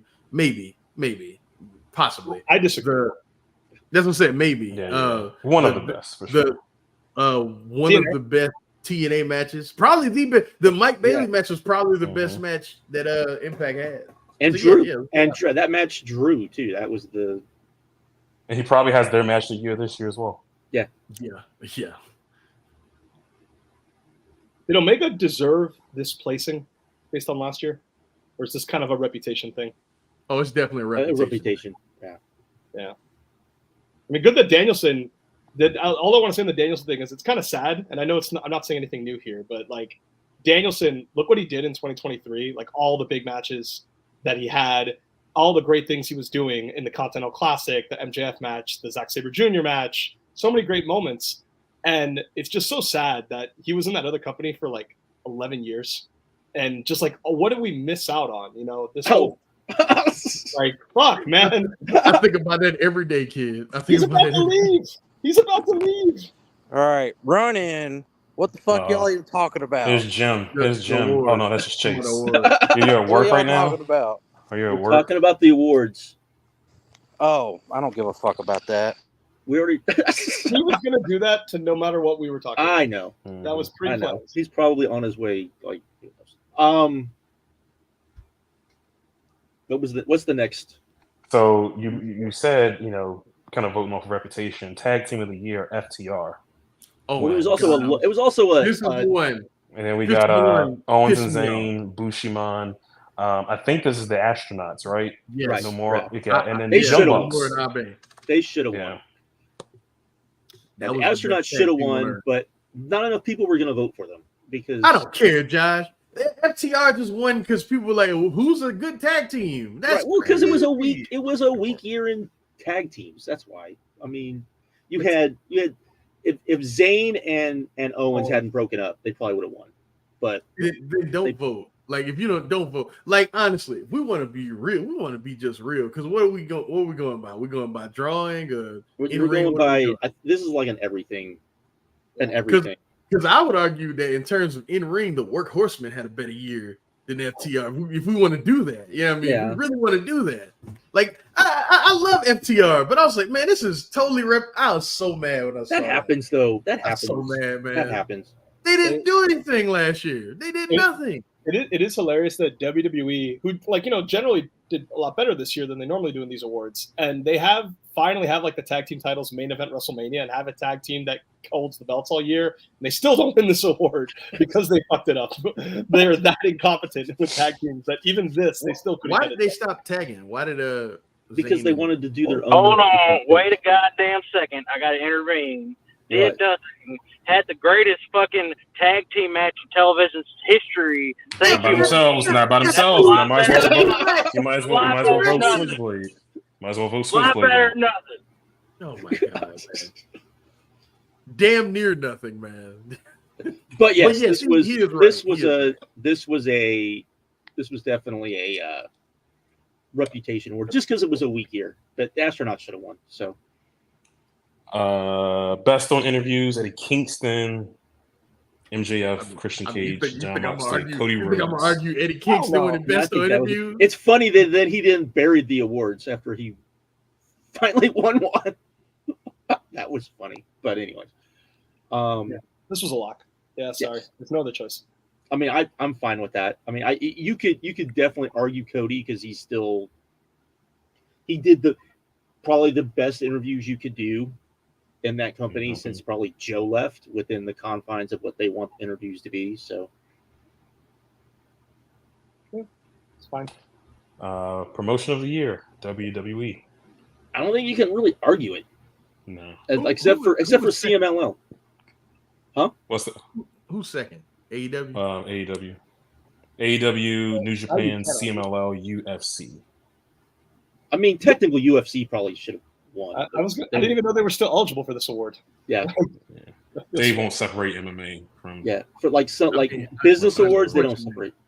It's about that time. You got to go with WWE, man. Yeah. In terms of fan response to the product, business. They gave the fans what they want to see. Yeah, got to go with them, man. I mean, also, it was a down year for everybody else except for CMLL and them. So it's like, what do you get? You can't really argue it. Best weekly show goes to Dynamite. I mean, Dynamite, Dynamite Collision, and then SmackDown, then CMLL, and then NXT. NXT should not be on this list. They're above Raw, Rampage, New Japan on Access, Impact, Stardom. Yeah, we are Stardom is a nothing show. Like honestly, every week I don't even know why I got any votes at all. But yeah, Dynamite. Yeah, you got to go Dynamite by default. I mean, I think next year it might not be Dynamite. Next year it might be Rampage or not Rampage. Collision. Yeah. That's true. Honestly, it'll still be Dynamite because that's still the most. Yeah, and that's like prime show they have. But I feel what you're saying. Like Collision is like on pace that they should win. Yeah. Match of the year: Omega Ospreay from the Dome, and then Omega Ospreay from Forbidden Door, Danielson and MJF, Adam Page, Swerve Strickland, and then as Chase said, FTR versus Juice Robinson. Really? I mean those. Yeah. I don't agree with that. Those first four, I think you can just like rearrange them any way you want, and you'd be fine. I mean, look, my number one is Will Ospreay, Kenny Omega from the Dome. I've watched that match so many times. I've shown that to so many people. It's one of the greatest matches I've ever seen. You know what I mean? So to me, it's one of those ones you can show to someone that doesn't even like pro wrestling, and they'll get something from it. Like I love that match. Yeah, never forget it. But extra respect to MJF. I do agree that it was better. I don't think the rematch was better than MJF Danielson, but it's really cool that MJF Danielson's match was so good when, like, at the time, like, even as great as Danielson is, there was a lot of rigor and a lot of, like, a consternation on how they can execute something like that on a pay-per-view, 60 minutes. And for it to not just be good or great, but to be, like, that. The greatest Iron Man match of all time. Yeah, that is really cool to see. I hate Iron Man matches. I hate them. Yeah, I do too. I would I do much too. rather you just do 2 out of 3 60-minute falls draw. and go for 60 minutes. That's Even Cornette loved it. Cornette said it was a classic. He said it was an all-timer. Like it truly but reached. Cornette likes MJF and he likes Bryan Danielson. So And I heard you it's the kid other people. put some Other respect people. on Bullet Club Gold and FTR. Though. I love that match, man. Yeah. Although I think think this match is better. you see what The first match is better than what? The 2 out of 3 falls? The 2 out of 3, What? the 2 out of 3 falls. Yes. I don't know about The that. first fellas. match is fucking awesome. man. It is, but nah, bro. Nah. That So- the last fall, come on, man. It was great. They're both great, but like, I mean, I thought it was just like a standard great match. Like I thought AEW probably had 4 matches my better God. than that last year. 5 maybe. Oh, we were cool. I thought we were cool, man. I thought we were cool. Well, tell, like, was that better than Danielson MJF? No. Was it better than No, Danielson absolutely Zack Sabre Jr.? No, in my opinion. You said Danielson, Zack Sabre Jr. I don't know. Now I don't know, man. I hate to do I don't- this, I but don't now that I'm saying the second one, I Not- might say that tag match might be better than the first one. I don't know. They're both I great. don't know. It's close. I don't know. That's a good look. We're talking about like all like great matches. We're talking about like rubies and diamonds and, Yeah. and gemstones. Like, it's fine. Well, when Chase calls it the best TV tag match in history, then obviously I'm going to have to respond back. That's where I was too when Yeah, I I saw can't it. think I of was nothing like, else, honestly. I can't think of nothing else. It was a great match. That's all. We can move on. This is category B. MVP for US, Canada. I mean, Cody. Yep, I'm fine with that. Cody No Danielson, argument for anyone MJF, else. Roman Reigns. Number 6, Orange Cassidy. Wow. because And that's pure in ring. That's not. Yeah. But I mean, hey, he's also a ratings mover, man. His court hours pop. Like, well, and people he watch him. also. How about like matches too? Like how many matches did he wrestle in 2023 on Dynamite? Like 30 or It like was a lot for sure. Um, there was it a was a period where ton. every week. Every week he would open the show every single week to a huge I don't- pop. And was the one reliable great thing on the show every week. I don't see Just how you Orange can Cassidy. put Roman on this list. I just not there enough. The shows he's on sell out before the cards are even announced. So I don't. You say you got something to say about Roman. We'll hear it soon. Yeah, go ahead. We'll see. Josh. No, we're not there yet. We're not there yet. Japanese MVP, Will Ospreay, known Japanese Yeah, Absolutely. professional Yeah, wrestler, Will absolutely. Ospreay. Okada, Naito. yeah. Absolutely. I honorable mention to me for Katsuhiko Nakajima though. Like he, in terms of impact and helping a company draw money, he's like up there with all those dudes. What did you think about Joe Lanza's saying that they should have gave it to Muto, Kenji Muto, Oh, that's a Oh, for the business that he did in the beginning of the year? Yeah, absolutely. yeah. It's just nobody's I gonna mean, remember. it hurts, but yeah. He's right. That was a good point. Ospreay also won Europe MVP. That's not Yeah. even close. That's not even. No, it wasn't close. Michael Oku came in I second. get, He was Michael winner. Oku is like the only other name that, Yeah. but it's not even. Yeah, Mexico MVP, Mystico. That's that's no not brainer. close either. Yeah, The only other person I would say is maybe Rocky Romero, Volador, maybe. he's in third place over El Hijo del Vikingo. See, I can't go there with Vikingo because of how like dire things are for AAA. You know what I mean? So Mhm. I can't No, as an can't really MVP, put him right. up there, Land. Yeah. He was number 1 for the non-heavyweight, the Hodge Award. Yeah. Vikingo. Yeah. He's probably Who else was on there? Vikingo, Hiromu, Darby, Orange Cassidy, Mystico, Teton, Despy tied. Mike Bailey, Danielson, Rocky Romero. Teton. He had such a great year last year too. But yeah, I would go. I didn't even think about him for that. He'd probably honestly be like second or third for Mexico MVP. Honestly. I think Bailey should be higher on that list. Oh yeah, absolutely. But What? he's in TNA and not pushed as hard as he should. So Why did the question like is it? I guess it's just because he's bigger. But Ospreay wins this award in 2018 and 2019, but now what? He's like he doesn't qualify. well, he I mean, doesn't He Russ bulked not up a- during the Yeah. pandemic. Yeah, So he it's just doesn't really wrestle that style anymore. Is there like a weight limit to this award then? But you also got to remember he wasn't wrestling as a junior anymore either. Like he's been wrestling as a heavyweight. So yeah, he's definitely bigger than he was back then. Women's MVP is Rhea Ripley. Fuck out of here with this shit. Yeah, she's the biggest. She's the biggest woman star in.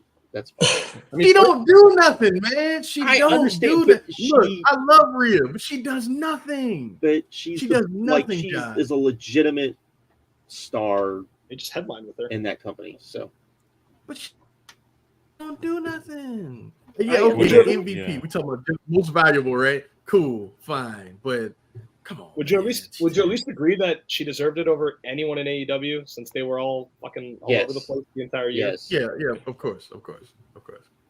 The only person close to AEW was Athena at number 3, and she didn't appear on AEW. Yeah. Different company. She was better. She was better. We talking about who's better. She was better. Feud of the year: Owens and Zayn versus this is the Bloodline. I guess it's everybody.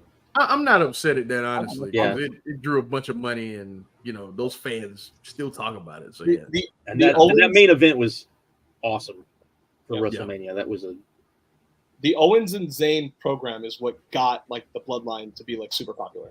Going back to War Games the year prior, like Cody is gonna maybe historically be remembered as like the face of the story long term, but he kind of got in when it was already hot, when those guys kind of did a lot of the work to set it up. So, like, truly, like, for all the success they had, because it was stale before those two got involved. Absolutely. That's the story a lot of people won't tell. Before Sami Zayn got involved with them and the Kevin Owens thing, that shit was stale. Like nobody really cared all that much, man. But that's what got them hot. I mean, like at least like that part is correlated with when they started like those PLEs as well. But nonetheless, that's really when you kind of had those big shows. The Sami Zayn Roman thing was obviously super hot too before Mania. Has all those elements. Dave gave best box office draw to Roman Reigns. Fuck that. Fuck that. That's the one. Just wait on. Cody should have won this. There's no Roman Reigns shouldn't be on this list.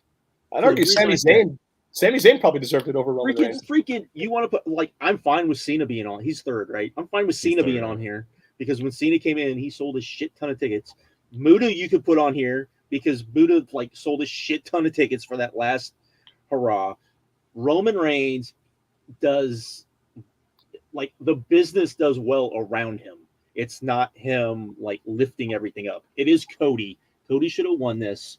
Dave has I don't know what Dave has this hard on about Roman Reigns and that Roman Reigns should be like the top guy because he's not the top guy.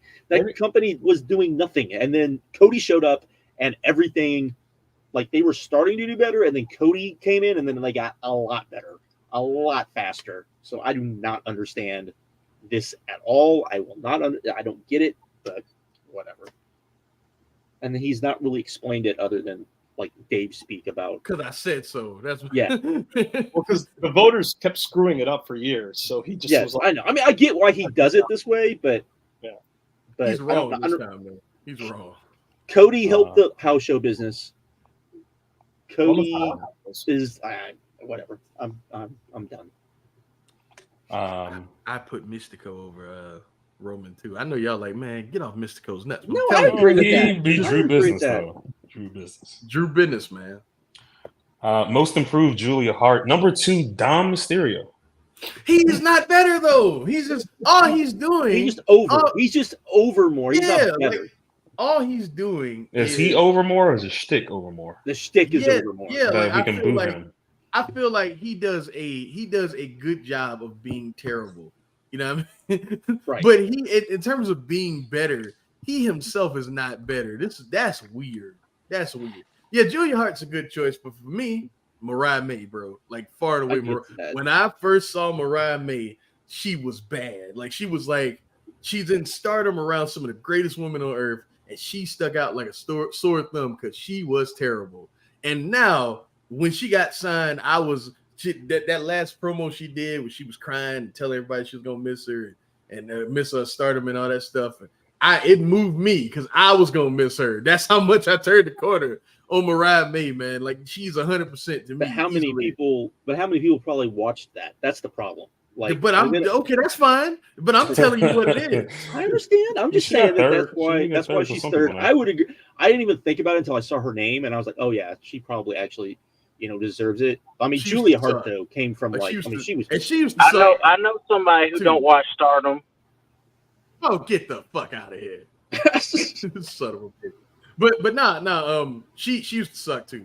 So yeah, I'm not mad at Julia. Yeah, and like her whole presentation is like so good, and she gets it. And when you look like back from where she came from, and she gets it the way she does, is just crazy to me. So, most charismatic MJF. I'm fine with that. Roman Reigns, Kento Miyahara, Julia, Cody Rhodes. Kento Miyahara? What? This 2023? No. Most charismatic? Number 3. It was like the third guy in the company. Like it wasn't. All right, man. That you know what that is? That's just I'm voting for someone I like. That's what that is. Like that's weird. Because he was like third. A lot of people must have agreed to be number 3. That's weird because it was look Nakajima, Aoyagi, and then like him. That was like the pecking order. And that's weird. That's weird. Nah, that's weird. 3? All right, man. Cool. Take a wild guess of who won this one. The Bryan Danielson Best Technical Wrestler Award. Oh, I wonder who it could be. Deserved this time though, I would say. Yeah, of course. Of course. Yeah. He won't deserve. He'll win it. He'll win it for this year, and he probably shouldn't. That's the thing. Yeah. Honestly, this year should probably be Zack Sabre Jr., but he's probably gonna win. Yeah. Where was Sabre on the list? He's second. He was second, of course. Who else going to be above him? Josh Alexander got 17 votes, number 3 in the list. 17 votes, man. The last time someone not Danielson or Sabre won this award was Chris Benoit. Chris Benoit, God damn. In 2004. That's the last time crazy. Those two didn't win it. Best Brawler, John Moxley, Ishii. I mean, Page. I mean, the usual. I personally probably go with Hangman, but I'm all right with that. I'm fine with that. Best Flying, Vikingo again. Will Ospreay number 2. He don't do that stuff no more though. He's not. That's reputation. That's reputation. Right. Phoenix got number 3. Most overrated. Sonata, number 1. I agree with that. I don't know how you can argue this. Yeah. He sucked as champion. Absolutely sucked as champion. Oh, I got an argument for this one. What? What is it? He carries a stick. Oh my god. Go away. Man. Oh my god. But no, Sonata winning in a vacuum is okay if he loses it rather quickly. He didn't. That's why he won the award. Like if he would have lost it 2 months later, hell, let's 3 months later, he held it for most of the year. If he had lost it right before the G1 or right after the G1, it would have been okay. Fine. But it would have been fine. But no. Oh man. Reigns number 2. Punk number 3. That's just people being mad. That's just people. MJF, Tyrus is 4. MJF is 5. Yeah. I don't think Roman. Honestly, I don't think Roman should be here. I mean, granted he didn't wrestle much, but when he did wrestle, it was impactful. They just think he's They just think he's overpushed. They're not. That's what the reward is. Overpushed. Yeah. I mean, I know, but the honorable mention, 14 votes. Bianca Belair. What have they done to this woman? That she is on the most overrated list. That's crazy. WWE'd her. That's what they did. That's crazy. They WWE'd her. That's what they did. Man, first time seeing that. That's nuts. That's wild. Most underrated: Chad Gable, Takeshita, Daniel Garcia, Mike Bailey, Suji. Yoda Suji? No. Fine. Underrated? Nah. I think Garcia was doing like some good things at the end of 2022, like with the Bryan Danielson feud in AEW, and it kind of felt like all of 2023 was kind of just there. And now they're kind of trying to do it again after the building off the Continental Classic. So I do kind of get that one because it seemed like it was a missed opportunity where we kind of just wasted 10 months furthering his arc from where it was. And Chad Gable cannot be underrated if everyone keeps saying he's underrated. He's good. But he's can't be underrated. underrated. But it's underpushed. Yeah, but take Chad Gable. You think Chad Gable is like I love. He should Chad not be Gable. pushed. But like he shouldn't be pushed. Like he's a hell of a wrestler, but come on, like you're not angling to see him in main events or anything like that. Exactly. Like no one. Yeah. Come on, it's Chad Gable. He's cool. I like him a lot, but no. Honorable mention: Ricky Starks got 12 votes. Natalia got 8. Natalia? What? That's what I'm worried about. Was that Mike Santana 7? I can kind of get that. Were those all from Mike Santana voting in? It could be. Same thing with Mal Black got 6 votes. Nah, I could see he's got fans. Well, why was Ricky Starks underrated? He was like all over the television for most of the year. Because those are people that want him to be like a singles champion. That's the thing. But like now? Yes. Like in 2023? Yes. That's wild. Daniel Garcia doesn't make any sense, kid. Strange. And I like Starks, but those are the people that every time he loses or every time like something happens, they're like, oh well, he's going to WWE. Oh well, that means he's going to WWE. It's those people. Callis wins best non-wrestler. I'm fine with that. Man, that should have been Nana. He got number 3. Paul Heyman got number 2. Nana is Paul Heyman still good? No. I mean, it just seems like he's just doing the same thing. He's doing the same. See, here's the thing. If you've watched Paul Heyman for a long time, he's in like complete coaster mode. Cruise control, yeah.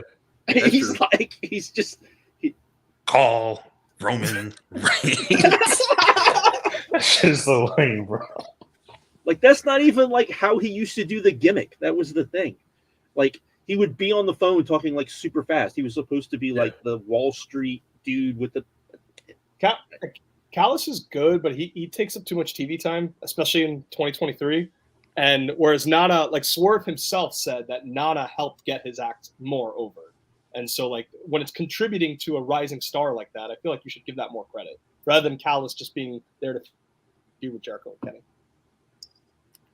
Josh, I just noticed something. You're right about that. The Paul Heyman thing. Why does he not just talk for Roman? Why does Roman talk at all? That's what Paul used to do. That was the whole thing. I represent my client Sabu, and Sabu's gonna. That's what he used to do. Like I know. I don't. But none of them were on the level of Roman Reigns. So world champion, top guy in the company, he should probably say. But if you got Paul Heyman, though, what for? Brock Lesnar used to stand there. But Brock eventually started talking a little bit. Yeah. Man, look, we heard Roman talk. I'm not saying Roman can't. Roman's improved a lot as a talker, but Paul Heyman's right there. But honestly, at this point, I would rather hear Roman to break up the monotony of hearing the same Heyman promo for the last 2 or 3 years. You know what I mean? Television and best television. For me to criticize Paul Heyman, man, but you might be right. I ain't gonna lie. Excalibur wins best television announcer over Ian Riccaboni, Kevin Kelly, Nigel, Chris Charlton. Because WWE announcing sucks. That's one thing we didn't talk about on the Elimination Chamber. Hey, Cole got number 6.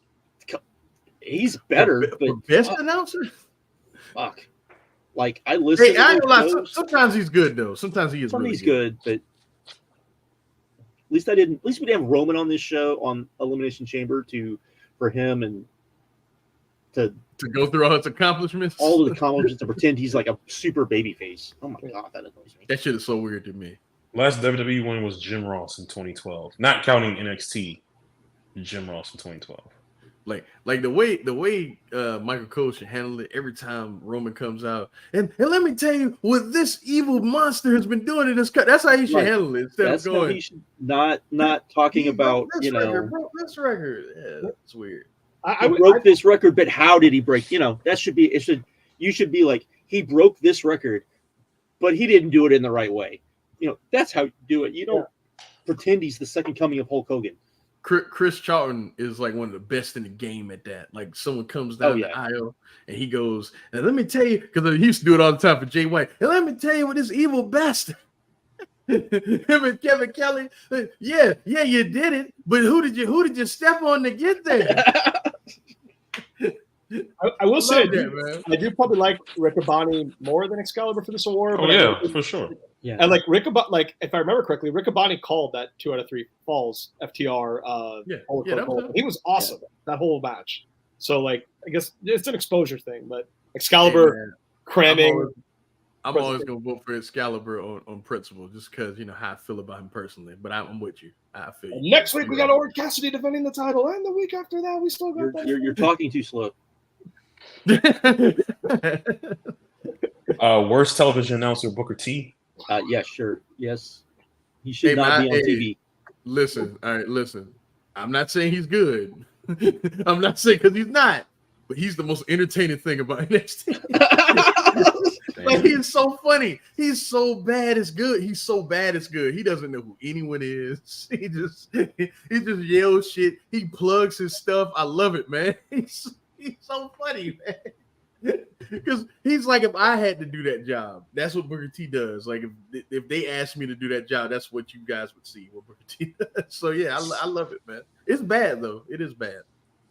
Best major show, AEW got 4 of the 5. Revolution, Forbidden Door, All In, Night 1 of WrestleMania, Saturday, and then All Out. I mean, Night 1 of WrestleMania was legitimately one of the good. best WWE shows in forever. So one of the best ever. Like one of the best. I would put that over All In. All in. Like I find All In hard to rate because like it has like not just the atmosphere, but like also like the build up to it, like all our excitement about what it could be. Even if, like Josh said, it could be better this year. I feel like it kind of exists in its own space, different from those other work rate AEW. I think it was more WrestleMania than WrestleMania in some ways. It's a good point. Point. Dated. Worst show. Wait, hold on, because all right, so I know stuff is underrepresented. The Champion Carnival Final wasn't on there. Champion Carnival Final is not on there. Man, what about All-Star Grand Kingdom? That is number 6. Yeah, that's okay. 6. All right, cool. All right, I'm fine then. Worst show, Crown Jewel. What was on that show? That was Roman and LA Knight. Oh, I don't think I've ever seen it. I think by default the Saudi Arabia shows like always get this every year. Yeah. Just because they're bad and people don't want them to do the shows. Number 2 is NWA. I can even say Sam Hain. Oh, the cocaine. This was the show. Yeah. It cost them the TV deal. World's End, Fastlane, and then I don't see how World's End is on this list. Expectations and standards. And then one of the Triple Mania shows. You can put all them bitches on there. You put all of them on there. That's probably the show that didn't have at least one great match on it, though, because usually they have at least one that's true. That is true. Or they have one that has like a legit spectacle, even if it's not great. So that's a good point. Maneuver, Hidden Blade. I mean, who cares? They're all fun. I love that move though. Most disgusting promotional tactic. I think we can all understand what that Vince is. McMahon. Something with Vince, right? Back. Yeah. Something that can I mean, it's Vince, Saudi Arabia, right? Saudi, NWA, the spot on the pay-per-view. Yeah. Power slap after Dana slaps his wife on TMZ. Jesus. AEW signing Flair. AEW Juice Robinson using the roll of quarters. TKO ignoring. Here's my thing. I don't think the Vince thing is like really a promotional tactic, though. You know what I mean? Yeah, but I think people just were upset about it. Well, they did bring him back out. They did bring him when he came back. They did. No, but like the year That was before. 2022 though. Yeah, and that Yeah. did win in 2022. Not the scandal itself, but the fact that he was on SmackDown and they promoted it. And, Yeah, like It because says this Vince McMahon coming time, out and getting a big pop the day sexual misconduct charges. yeah, came yeah, out. this time it wasn't really like a promotional tactic. He was just it back. sounds so bad. Yeah. Like imagine doing this in any other like non-wrestling thing. Crazy. I get a kick. Number 9, WWE. The most disgusting promotional tactic. Number 9, WWE hiring CM Punk. What? Why? Yes, just because people were just. Oh man, I was dying when I saw that. What's disgusting about that? Smart. The same reason why they voted him for most overrated. I don't like I him. mean, I mean, I don't like him, but that's I don't like him either. it's weird. Worst TV show, NWA Power. Not Raw, even close. NXT. yeah, that's not even close. That show should win every year, with the exception of WoW. Should be. Remember how cool it was when it first Wow. came out? But Power, yeah, Power was Yeah. a lot of fun when it first started. It was different. The talent was actually good. Now nobody's left, and the show's really not that different anymore. It's just bad. It's not a good show, man. I saw a lot of discourse on this one. Worst match of the year: Bray Wyatt versus LA Knight. All right, I know it's uncomfortable to say because he's not here anymore. It happened RIP though, Bray man. Wyatt. We're not the saying match bad about happened. him. It just happened, and he was not the only person in that match. No. There was someone else in that match. No, Yeah. but yeah, I mean, I didn't watch that. I haven't seen that match, but I have no intention of it. But everyone said it was just. It wasn't good. Even the watched clips that I've seen is like it was not good. I watched it with a non-fan just by pure chance, and I never do that, and that's what they saw. It was rough. Is that one of man. those? This is not why I watched this. Yeah, like having You had to explain. You had to explain. It's not usually like this, I promise. This is bad. I promise. AEW dominated the last 4 spots. Cole versus Jericho from Double or Nothing. that wasn't that bad. Jeff Jarrett versus Jeff Hardy. I think that was wasn't that the Texas Chainsaw match? Yeah, that's That with was the Texas Chainsaw guy coming in. Yeah. Yeah. Abaddon versus Julia Hart from the Okay, pay-per-view. yeah, that should be on the list. And then Cole versus MJF. All in. Oh yeah, that should be on the The list. most That- polarizing match in history, man. Well, one of them. We saw the most polarizing match in history a couple weeks ago, but this is one of because I know people that love that match, man. That MJF and Adam Cole. Good match, Nah, bro. bro. Well, we could do it now, or we could do it in the next category. But like, look, the MJF Cole thing in the summer was very hot. It was very over. It drew TV ratings all the goddamn time. It outdrew. yes, but then they did that stupid match, and then I'm that aware. killed it. And it killed it. I'm just saying, like, the attack that we have on MJF, comedy, and AEW, the whole feud is, I understand, like, after All In, that's one thing. But what they had in the summer was over to the AEW audience, was drawing ratings constantly. To say it's not what the AEW fans want, I don't think is accurate. No, I think they were fine with it. They were giving no. I got it. I got this. Okay. They were giving it the benefit of the doubt because of the goodwill that company had drew with the fan base. All in, they jumped the shark, kid, and you know they jumped the shark. I don't know why. I do agree. Look, even though I did like the match, I do agree they jumped the shark. And then from that point forward, everything got worse. It was a lot worse when MJF was a full-on face, rather than the ambiguity of how they would do the turn, how they would do the tournament. Look, The turn needed to with happen you at to All that. In, and then I'm with you to that point. Absolutely. Like at first, it was like, oh, this is different. Let's give this a shot. I'm with you on that. It's just my issue started. All my problems came in the moment All In happened. I was like, all right, man, what are we doing here? And then the whole product changed. the after ice All In. cream went sour at All In. Exactly. That was the moment I was like, bro, this They is had him on the pre-show, winning the tag titles, and they come Yes. back and in the main event. Yeah. Beating No, you Ozzy win it. Open to No, win you those win tag it. No, titles. you win it. What are we fucking doing? The match, I Is thought, this was, all you care about? The world title? Yes, motherfucker. This is all I care about. What? What about our friendship, man? Fuck the friendship. This is the world title. This is what I would say. If you had a match like peak Horseman, you had a match between Ric Flair and Arn Anderson, what would that match look like? There's Wouldn't even be if- that. even if you did it for comedy, and they could do stuff for comedy, there you go. So, worst promotion, NWA. yeah, You're not even close. Triple A, WWE, control your narrative. Control your narrative. Are they still in business? no, but I No. think they ran Like they didn't a run couple any shows last year, right? Yeah, I think they ran like I one think or two shows. early 20. I think in Yeah. the early 2020 period. Yeah. Best Booker, Paul Levesque. But you skip worst feud of the year. Worst feud? We were talking about it. Oh well, what was you didn't do like the second and third that we had been doing. Oh no, yeah, MJF and the Devil, Outcast versus the Originals, Tyrus versus EC3. And they were all bad. That's Oh, all. Tyrus versus. Oh my God! I can't believe NWA thought that was gonna do anything. Like, who wants to see that shit, man? Well, they thought that they would get his Fox fans to watch the Nobody shows, watched. and that didn't Nobody work. watched. And none of them watched the show. You know what's wild? Probably more people voted for NWA than actually watched the product every week. I'm which is sure. crazy. I'm sure they I'm were just sure. kind of looking like that same thing with worst promotion. They were like, oh, let's look down a list.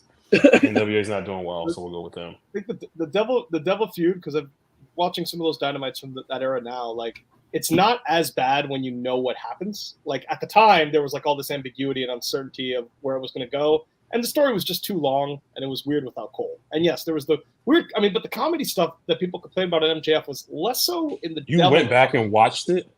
No, one of those Dynamites I haven't seen yet, and I'm just like excited Gotcha. for Evolution. So I'm watching like the Dynamites in particular between Full Gear and World's End, like where the Continental Classics matches are happening. All the stuff around it, I didn't get to see it. Gotcha. So it's not like the comedy stuff is really not that much in the devil part of that feud. It's really like No, Right. the comedy had Cole, pretty much they had started to like change it a little bit. I think it would have been better if Cole didn't get hurt and if it Yes. wasn't like 3 months long. But it was just too long. From September 26th to World's End, insanity. Somebody in the comments in the chat says, "How is WWE third for worst promotion but first for best?" Different voters. Yes. Some people voted for best, and some people Right. voted for We'll get into worst. MJF won That's most what- charismatic. It's like when people talk about how did WWE invert the best promotion, but Dynamite, All the different and- shows. yes, for and I'm best like, worst. here's the thing, and I will give WWE this. I think week to week they do book better. The problem is that it doesn't lead to anything.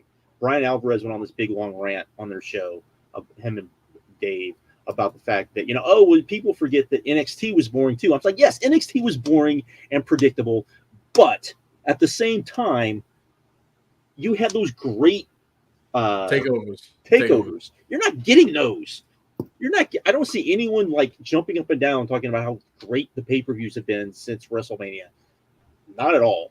So I think that's a really that's not. But I think week to week, I think because of the way WWE does things with like the subtle hammer, that they do book better. Where I think Tony sometimes has a tendency to, at least it looks like he forgets about things, and you're not going to get with that with WWE because at least they're gonna pound you over the head with what's going on. And I think because Tony, like the booking happens up here, and sometimes he forgets to tell us what's up here. right. So I think you can definitely say that's where WWE is better at booking, is that week to week booking. But I think once you get to the pay-per-views, everything kind of comes better. So best booker, Paul Levesque. I'm fine with that. I think just because everyone else sucked except for who did they say was the booker in CMLL?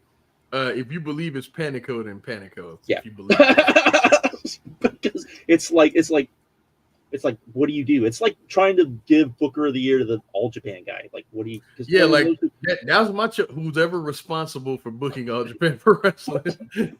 So I think it's Ishikawa, but no one really knows. Right. And you know what? I was talking about this with the guy I work with. You know what? If the last like 2 months didn't happen, it would have been Rossi Ogawa for me, but that happened. So yeah. Triple H is fine. Shawn Michaels number 7. No, Man, that's funny, right? Ain't that funny? Seven is pretty low. Like, Yeah. He And all shouldn't be I on heard about the list. all I heard was how great he was all year. Number 7, that's funny to me. I mean, yeah. Number 6, Ghetto. Damn. He almost beat Ghetto. Damn. Hey. Promoter of the year, Nick Khan. Fine with that. Of course. Yeah. Best gimmick, Tony Storm. I don't even know who you would, but not her. That's just no. All right, who's the choices? Who's Cage, Cassidy, The Bloodline, The Brochachos, LA Knight, Mysterio, Dom Mysterio. That is. Swerve and Cody tied, and then you got Nakajima at 10. It's Cody's gimmick. You know what? You know how awesome that Nakajima gimmick is? He only did it for like the last 3 weeks of the year. It's just that good. He got votes. That's awesome, man. Y'all know he can't do it anymore. Yeah. He can't do it anymore. They threatening to sue. But that gimmick was awesome. Awesome, man. Especially doing it in all Japan. I mean, that's just amazing, bro. Even though they're so removed from that, they're so removed from that legacy, really, that it was still hilarious. What a dick, man! I love that dude so much, man. I love him so much. I also the Tony stuff was was cool at first, like especially. I really did enjoy it at first. I liked it when it was like surface level stuff, not like in your face. It's over. The issue is her matches have regressed ever since she's had this gimmick, and that's what fucking sucks for me. Is that her matches have gotten worse. Also, that this is a phenomenal wrestler. You know what I mean? That's so worst gimmick, the Devil. I mean, does that even really count? The Devil didn't cut promos. Like, the Devil didn't have matches. Like, why? Like, I don't know. That's just. Hey, I'm sure Sister Abigail probably won one of these. And did they do anything? Like, did they make any? Sister Abigail in 2017. Mm-hmm. Yeah, didn't he show up as Sister Abigail? Yeah, but he dressed up as Sister Abigail, right? Something like that. Yeah. Didn't MJF dress up as the Devil? True. Or that's no Adam Cole? I don't even know. I'm curious about that. And the whole thing sucked. QTV, Tony Storm, number 3. House of Torture. QTV is what should have won. That was dirt worst. House of Torture, Outcast, Abaddon, Roderick Strong. Hey, man, can we not too much on House of Torture, man? Yeah. When they're not pushed, they're fine, bro. Like, okay. Hey, you're home. Hey, you're here to talk about the last 2 awards that no one really cares about. You already talked about everything else? Yeah, man. God damn it. You want to talk about Sting? What about him? Just in general, how do you feel, man? Well, I haven't said this publicly, but my mom passed in November. It was really shocking, and what got her back into wrestling was Sting showing up in AEW, and it was really fun watching Dynamite with her every week, and I just felt this throwing phone over there because it's echoing. Immense pull to be in Greensboro to see this. Cactus Jack versus Sting, Beach Blast 92. It's a great match. Sting was a lot better than he got credit for. Like, if somebody could work, he could be with them. But if they didn't know how to work, you'd get stuff like Hogan and Starrcade 97. But he was just awesome, charismatic, really what every star should be. And a lot more giving than a lot of them have been in the past. But, yeah, I can't wait to be there. You think him and Darby are winning, or you think the Bucks are winning? Well, I would think that FTR is going to beat BCC and then the Bucks win. FTR, and then you do FTR and the Bucks? Yeah. Because now it's different. Now with the Bucks. Yeah, it's different. Fair. It's not just, hey, we're having 3 matches. It's different. So that's fair. That's fair. I didn't think about it that way. And you can throw Mark Briscoe into that mix too. That's the thing, which will get people probably a little bit more excited about it. All right, y'all go with those last 2 awards. What are they? Huh? What y'all got left? The book and the doc. The book and the doc. Do anyone care? I didn't know. I didn't read it. We always skip this one. I didn't. Well, no, I want to talk about because Voice of Wrestling, right? The You wanna Voice talk of about Wrestling one was awesome. Too bad I'm talking about it. Okay. No, I'm not talking about it. Are you kidding me? Which I would say anybody that really wants like a good history of ECW, anyways, even though it's going to take him forever to It's get long. through everything. Yeah. The Joe Lanza stuff on their We're gonna Patreon. be dead and gone by the time you get to the end of this. Like This is a lot. he's still on 94, right? Is he on 94? No, I think he just got to 94, right? That's think crazy, bro. Never gonna get to the end of this shit. It's like I'm just like get to 96. Just get to 96. Yeah, man, just skip all this stuff. Just get to 96. Just get to 95. Get to with Todd Gordon left. Just get Did you do a Jade Cargill rant? I did. You can do one. You already probably said what I was said. I don't know what were you gonna say? Yeah, I don't know what you're gonna say either. You know what I was gonna say? No. I'm pretty sure that Jade Cargill knows how to take a bump for Hurricane Rana. I'm pretty sure Jade Cargill knows how to take a fucking corner. I'm pretty sure Jade Cargill wouldn't look like lost in the headlights like fucking Nia Jax did at that fucking God. I hated that fucking match. But it's like, so what? She can't remember choreography. She can actually work. Is that a crime? Is that a crime to know how to be able to go in the ring and do a match without having to practice it for 3 days? Is that a problem? Yes, because that's not how they train their women. Oh God, it's such bullshit. That's That's not how actual sexism, by the way. That is actual sexism.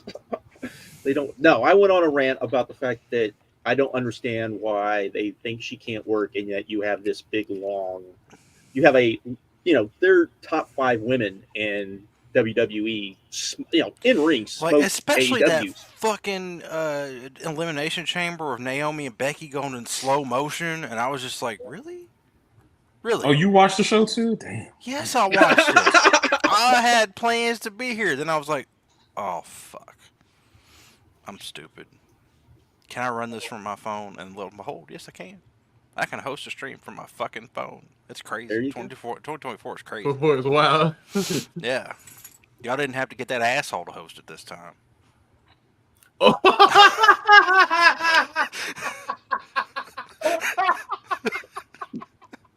I don't even know the joke. Yeah, I don't know. That seems like a them thing. Hey, Sean Spears showed up in NXT. How excited are you? Okay.